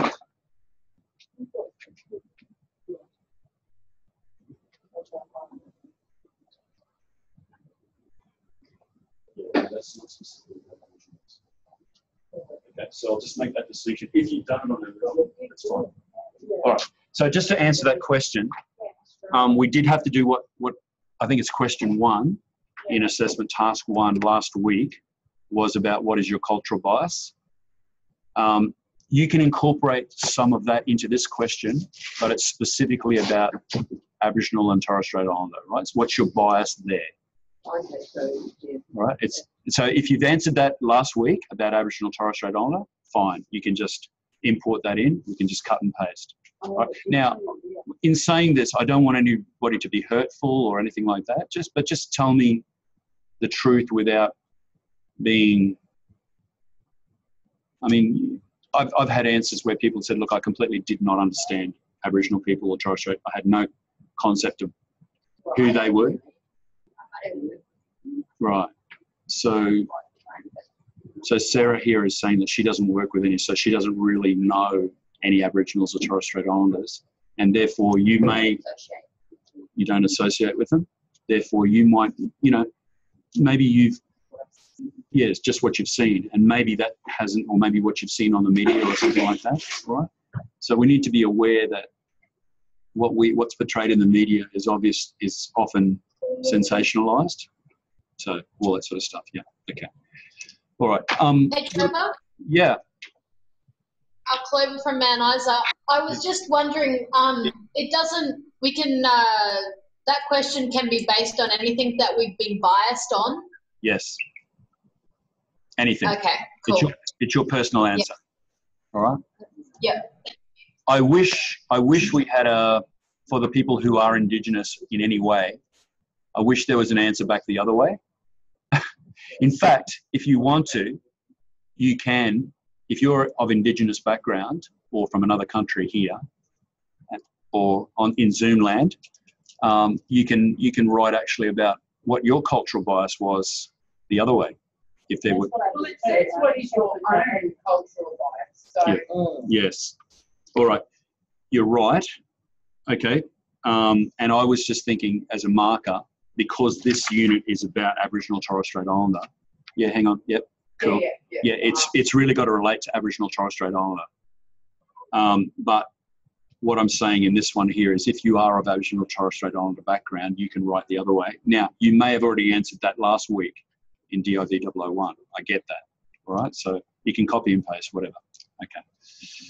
All right. So all right, next question, which is 2.1 in hard copy, and 2.2. Does this affect your work? How? All right, so just go on and answer that. I would answer that like I've got a greater understanding now of Aboriginal culture. I don't understand everything, but I ask questions whenever I can.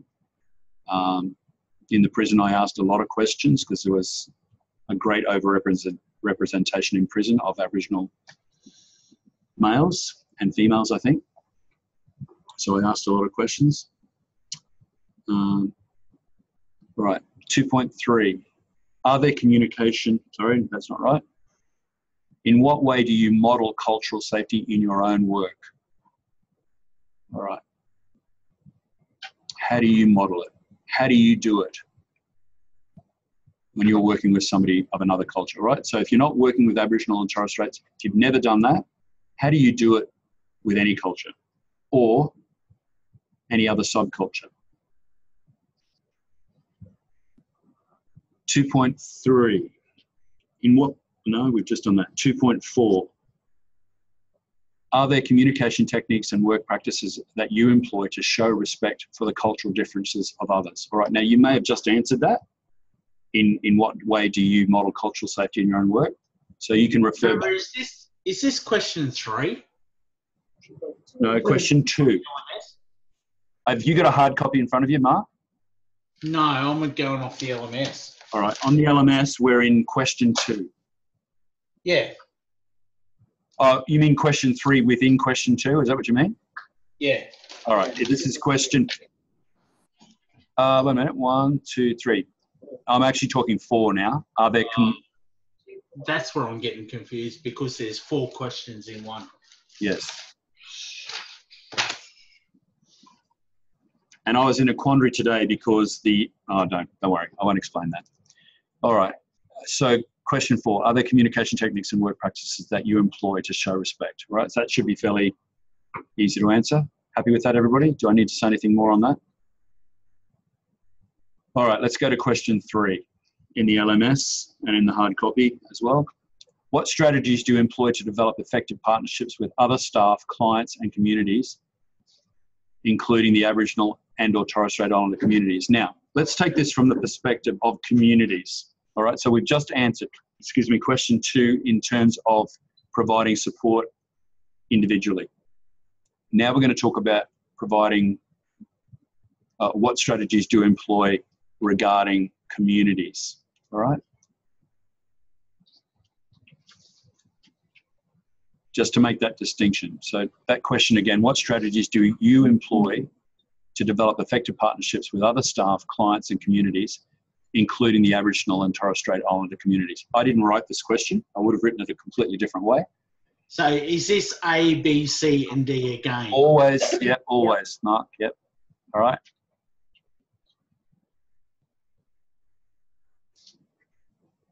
Now, there is a bit of overlap with what we've probably done in question 2, but we're talking more about communities here rather than one-to-one, all right?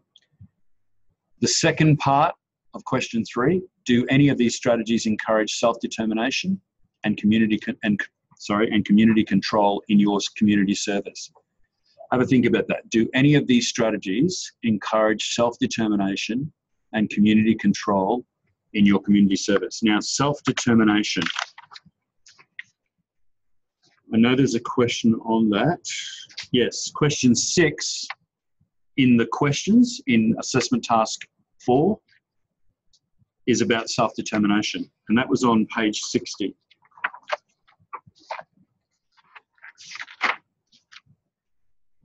So it talks in there. Once you've done the questions, you will understand how to answer that question much easier. So you'll know how to do self-determination, right? So let's go back to assessment task 1 now, question 3. The second question within question 3 is, do any of these strategies encourage self-determination and community control in your community services? You will know how to do that having done the first set of questions. All right, and then it says how do you do that? And then, are there any resources you utilise to develop and promote these partnerships? All right, so you could even say no, but I'm guessing you're going to have yes. There are resources. That can be human resources. It can be any sort of resource that goes towards developing community liaison between the two groups. Question 4. There's only one question in this. Briefly and respectfully discuss Aboriginal and Torres Strait Islander culture and history, the impact of European settlement, loss of land and culture, and the importance of law and kinship. Now, I'm going to trust you to do this off the top of your head. You can find it in some of your previous stuff, but I'm not going to refer you to anything in the learner resource. I want you to just go with what you know from what we've gone through already. Those of you, obviously, who are Aboriginal Torres Strait Islander heritage can answer this from your perspective and what you know in a much better way. So you could say something like Aboriginal and Torres Strait Islander culture was rich. The two cultures were very rich before, European settlement. Excuse me, Trevor. Yes, Ellen. Can I just say something? Yep. So with the importance of law, yes. So we are talking cultural law, L-O-R-E, not L-A-W, hey. So there is a difference. Yep. So can you define L-O-R-E, please, in terms of... So L-O-R-E is a terminology, is how Indigenous law is spelt. Yep. So Indigenous, so you can say L-O-R-E. Go on, sorry, you finish. Yeah, so cultural law would involve, the spearing, the family, the land, the country. Yep. you know what I mean? Everything that comes into being an Indigenous. Yes. It's spelled separately. Yes. So that it's identified as an Indigenous language. Yes. Okay. In a way. Yeah, I do. Does everybody else understand? Yeah, sorry. It's LAW. Yeah. So LAW is mainstream law. Yep. LORE is Indigenous law. Excellent. Which you're talking about here? The word law. Yeah, so which law does this question refer to? Yep. Okay. It's LORE. LORE. So we need to change that. LORE. Yeah. So instead of LAW, it should say LORE. Yes. Or So they LAW should. doesn't go with kinship. Yeah, and LAW doesn't go with kinship, yeah. Yeah, they're two separate concepts. Yeah. So we're going to say the importance of LORE, and you may as well say, and the importance of kinship. All right? Two different concepts. Yeah. So no worries, and thanks for that comment. All right, so briefly and respectfully discuss Aboriginal and Torres Strait Islander culture and history. There's two different cultures there. The impact of European settlement on either both or both. Their loss of land, like here's a great one. So we're going to briefly and respectfully discuss, so what about Mabo, all right, in terms of, you know, they had let's talk about terra nullius, all right? So when the British took control of Australia and the islands, they said there were no people here before. Hello? All right? So that's impacted a lot of people until Mabo. There were people here and they had their own culture, they had their own history, they had their own LORE, they had their own kinship, etc. All right? And they lost their land. All right, now you could, if you like writing, you can write a whole bunch on that. You don't have to do it briefly. If you want to just do what it says there briefly, please give me enough on each of those. Have a look back at the question all the time and say, have I answered all the aspects of that, including LORE? No, I've explained it. All right, just do it from what you know, okay? Do it from what you know. All right, we've talked a lot about different culture. We talked last week a little bit about Aboriginality. This week there's some stuff in the learner resource. You can refer to what's in the learner resource, no problem. But we're just not going to do that right now. All right. Okay. So I'm just going to make a note to change LAW to LORE. Thank you for that, Alan. All right. Now let's go to assessment task 2, research. We've got 45 minutes.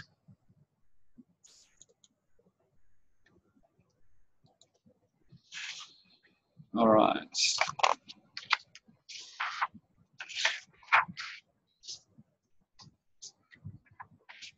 All right. Okay, so number 1. So question 1 in assessment task 2 says, in your own words, discuss the relationship between cultural safety and cultural awareness. Now, you've already done that. So you can say, refer to, and I want you to write this. Refer to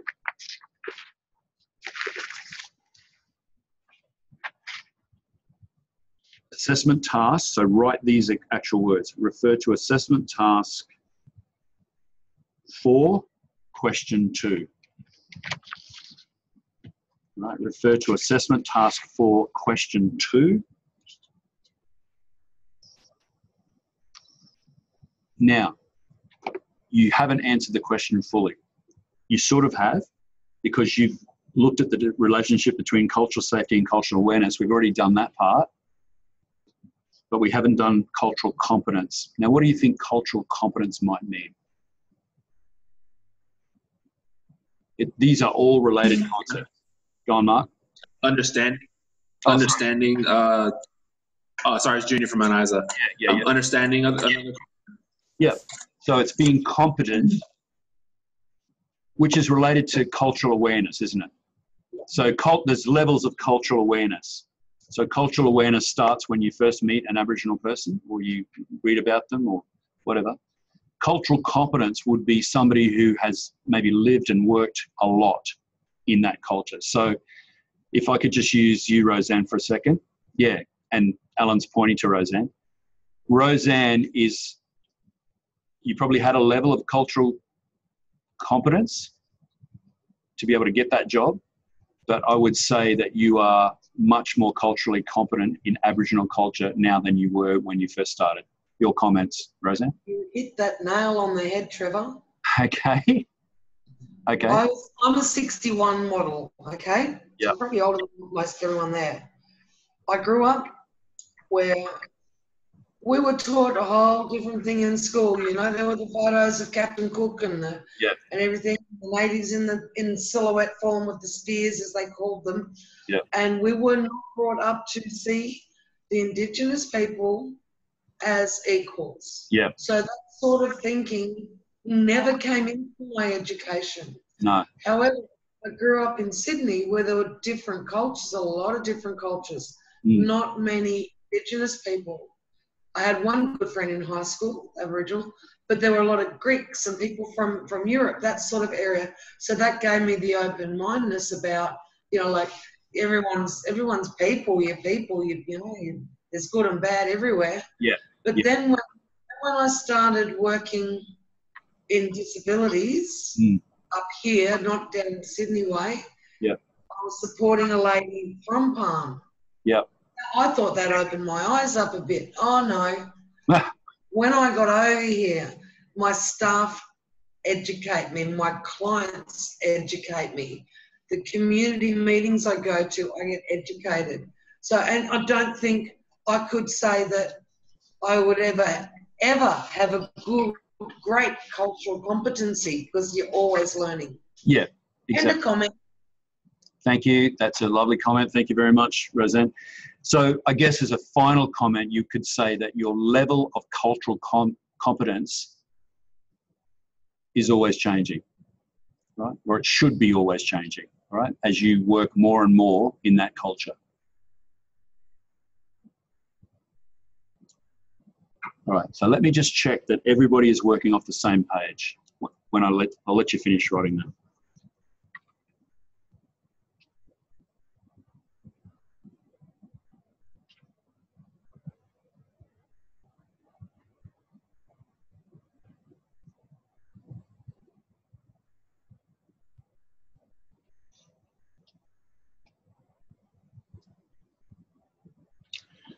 Okay, I'm going to, sorry, go on. What was the question again? It's there, written. Question 2.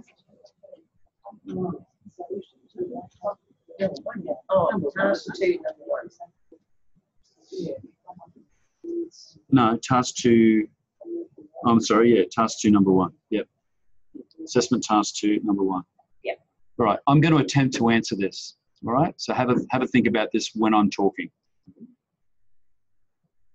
The relationship between cultural safety and cultural awareness and cultural competence. It doesn't say cultural there, but it means cultural competence. All right, so to enable people, please don't write this down. Just have a listen to it. To enable others a level of cultural safety within their culture, I have to have a level of cultural awareness of some kind. Is that clear so far? As I increase my level of cultural awareness, my cultural competence increases. Is everybody clear about that? Does that make sense? So that's the relationship between those 3 concepts. Does anybody want me to say any of that again? All right, let's go on to number 2. What does Aboriginal and/or Torres Strait Islander cultural safety mean, and how is legislation involved in cultural safety? Whoa.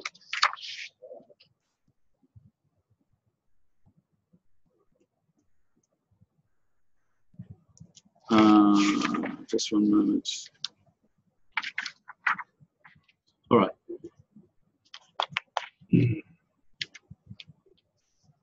All right, so I think we've basically done this to death.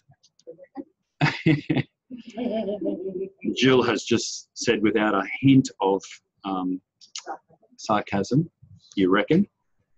Okay, so what does Aboriginal Torres Strait Islander cultural safety mean? Basically, you can just say, explained previously. I'm happy with that. Explained previously for that part.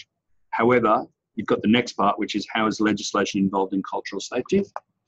You could answer that by saying there's the Anti-Discrimination Acts.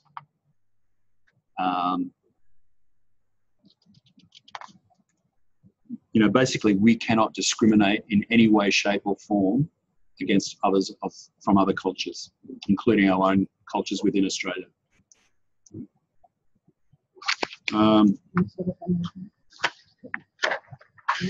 Anti-Discrimination Acts within Australia. Yep. Yep. Basically, we can't discriminate against anybody on the basis of any basis, including their culture.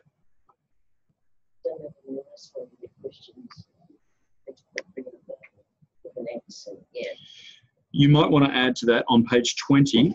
You could just make a reference to this on page 20 of the learner resource. The second bottom paragraph, and I'll just read it out completely to you. It says, on 30th of September 2007, after 20 years of debate, the United Nations General Assembly adopted the Declaration on the Rights of Indigenous Peoples.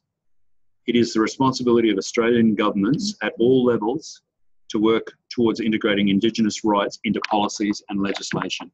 Right, so you can add that in there too. Page 20, second bottom paragraph.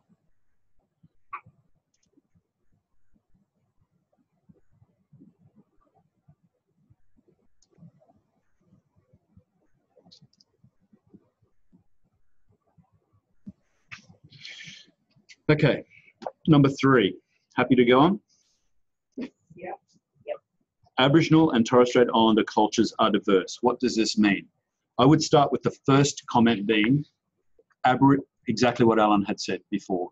Aboriginal culture is completely different to Torres Strait Islander culture.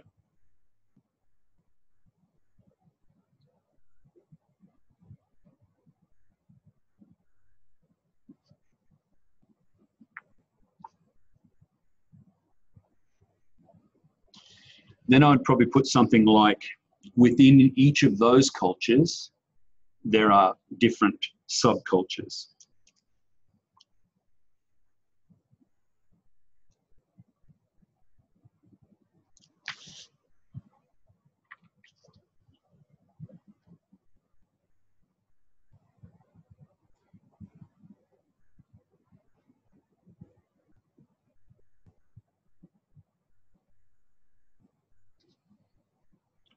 And I'll give you some examples there.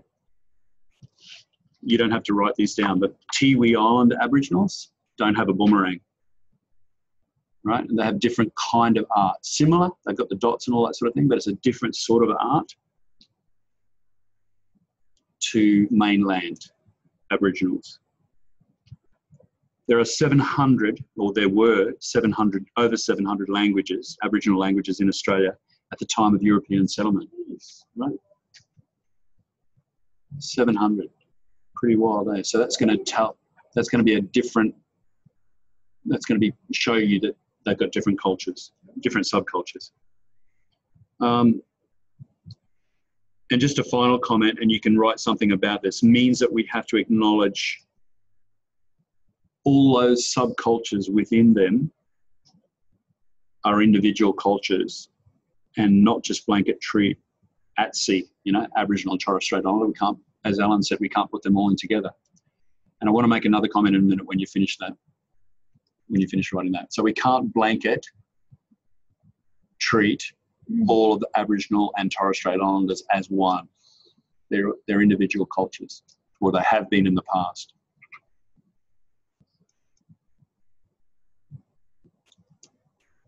You've got an interesting situation, and you may or may not want to say something about this, Roseanne and or Alan.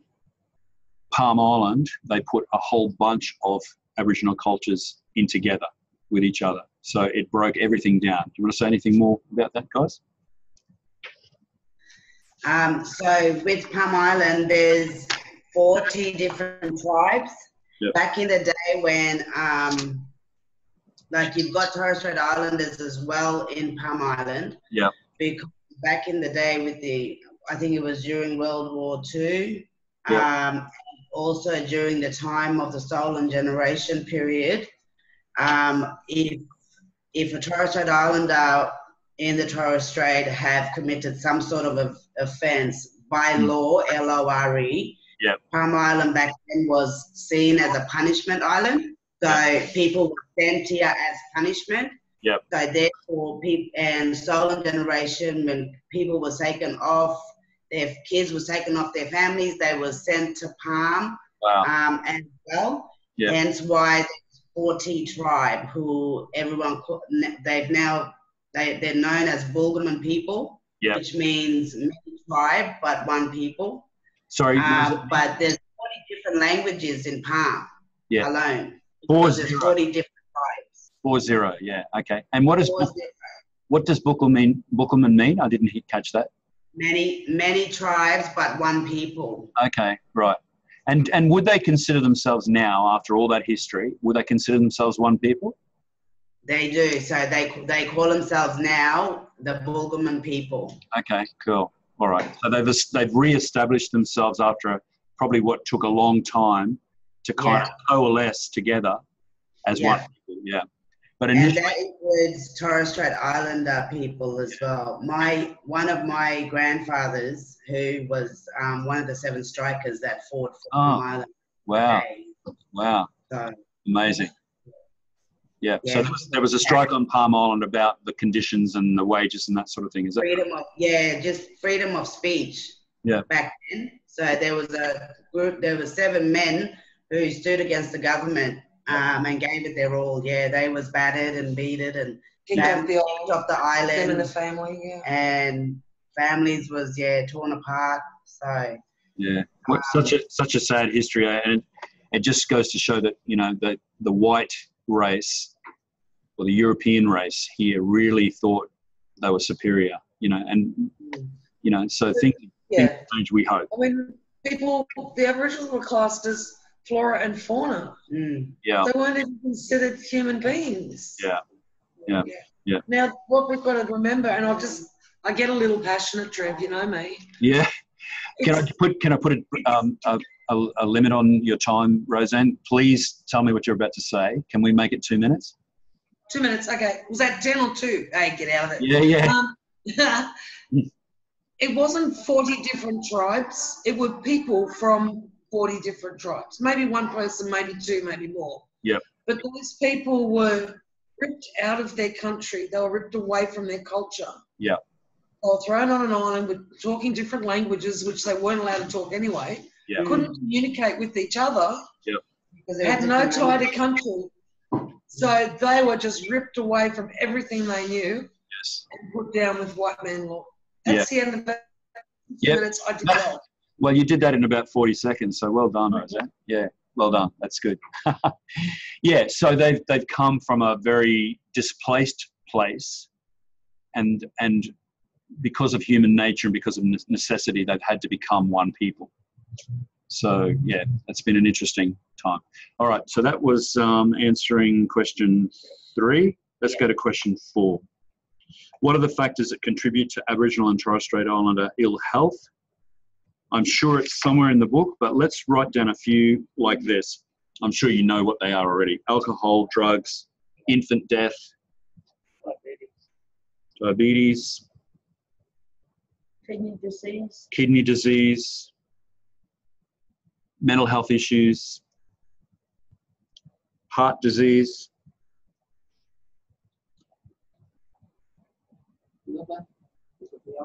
liver because of the... We're on question 4. 4, yeah. So it's more asking of the factors that contribute to those, not what they are, but what. Yeah, you're right. So alcohol and drugs would be contributing factors. Yeah. Yep. But other things that their traditional diet. Yeah. So what Jodie's saying is that we need to make a distinction, and we've got to be talking about the factors that contribute to that ill health. Such things are alcohol and drugs. So infant death isn't something that's, unless you could say infant death is contributing to their mental health issues, you could say that. But heart disease doesn't answer that. It's not a factor that's contributing to ill health. But you could say a lack of good medical care contributes to ill health. A lack of exercise, a lack of good nutrition. Anything else, Alan, from Palm Island perspective? Roseanne, Mount Isa, any other things that contribute to ill health? Can I just add, Ellen just mentioned that, I mean, when we're looking at diabetes, we're looking at diet, health, eating healthy. Yeah. Everything in this store here, this store, supermarket, whatever you want to call it, is so expensive. When I first came here, I priced a kilo of black and gold cheese and it was $18. What? That was 3.5 years ago. Excuse me.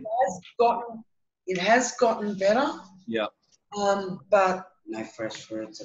Yeah, the fruit and veg has gotten better than what it was before. You would go there and pick up a carrot or a zucchini and it was limp. Yeah. You know, so that is a huge contribution. Yes, that's right. So what they're putting into their mouths is contributing. So their bad diet, lack of nutrition, is contributing to their ill health. So that's one of the answers there. All right, cool. All right, we got enough on 4. Number 5, what are the common diseases experienced by Aboriginal and Torres Strait Islander ill health? Now, this is where you can answer some of those things, all right? So we've got diet-related diseases. You've got, diabetes, you've got heart disease, liver disease, kidney disease. Some cases, malnutrition, all those sorts of things.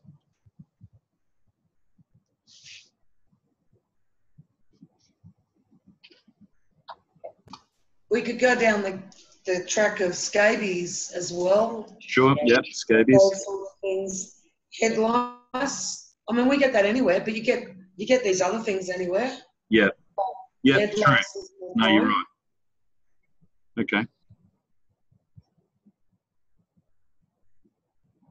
And it's the housing too. There's a big one on Palm, isn't it? Yeah. And overcrowding in each house. And okay, yeah. So that's going back to answer question 4, really, because that's a contributing factor. Oh, yeah. Okay. So Francis just made the point that lack of good housing could be a contributing factor to Aboriginal and Torres Strait Islander ill health. So overcrowding, lack of hygiene, things like that. That's question 4, Mark, and everybody else. The overcrowding and lack of hygiene. So wasn't that question 5, Trevor? Beg your pardon? Wasn't that question 5? Yes. So I was just saying that I was then going back to question 4 because overcrowding is a factor. It's not a common disease. It's a factor. So that's question 4. I was adding to question 4 when I said overcrowding because Francis made that point, right? But we are answering question 5. Does that make sense? Yeah. Yep. All right, so let's go to question 6. We're nearly home and hosed, everybody. How does trauma impact on individuals' ability for decision-making, communicating, understanding, and retaining information? Now, this is trauma specifically about Aboriginal and Torres Strait Islanders, all right? So they do have a history of trauma for obvious reasons, displacement, all of the things that we've talked about on page 61, I think it was. No, wherever that. Yeah, here we are on page 13. All those sensitive issues, disposition of land, family fragmentation, etc., grief, loss, poverty, racism. How does all that trauma, as a result of those things, impact on their ability for decision-making, communicating, understanding, and retaining information? All right. Something like a past history of trauma can cause people to mistrust others and what they say. So there's trust issues there.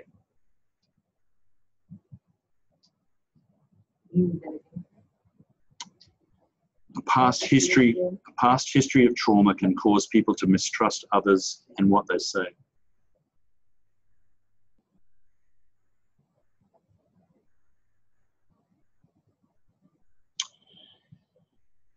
It can cause, it can make people ignore what is said to them because they don't trust it.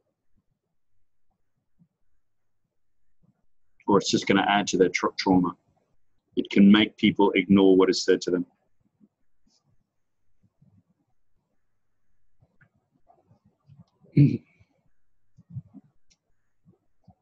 And it can cloud their judgment.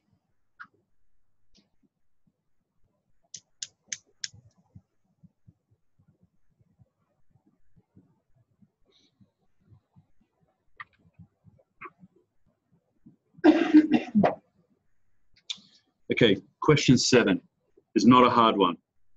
Why should you involve Aboriginal and or Torres Strait Islander people in the planning and delivery of services and programs? That's a no-brainer. It's about self-determination.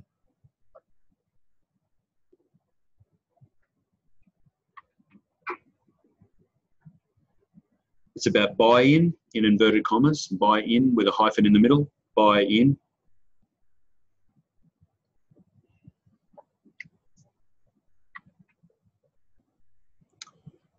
And we also know that imposing services and programs without input from the people themselves doesn't lead to acceptance, all right?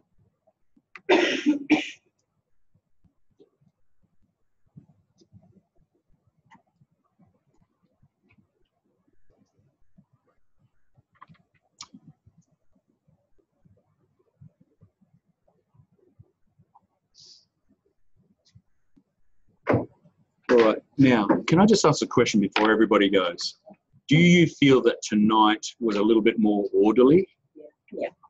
All right.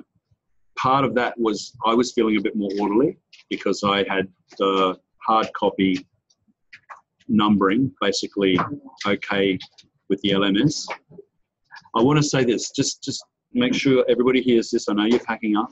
If you want to, if you're behind schedule and you want to do tonight's assessment before you do, let's say, last week, I'm happy for you to do that because I think we're going to come away from this night a little bit more clued up on how to answer this assessment than we were last week. So if it helps you to do tonight before you did last week's or finish last week's, go ahead and do that. I'm happy for you to be out of order. But if that doesn't work for you, I'm happy to just keep it in order. It's all good. Thank you, everybody. Any questions, any comments before we go? If not, thank you very much. Good to see you all. See you on Thursday if you're coming on Thursday. All right. See you then. Bye. Yeah. Thank you. Thanks, guys.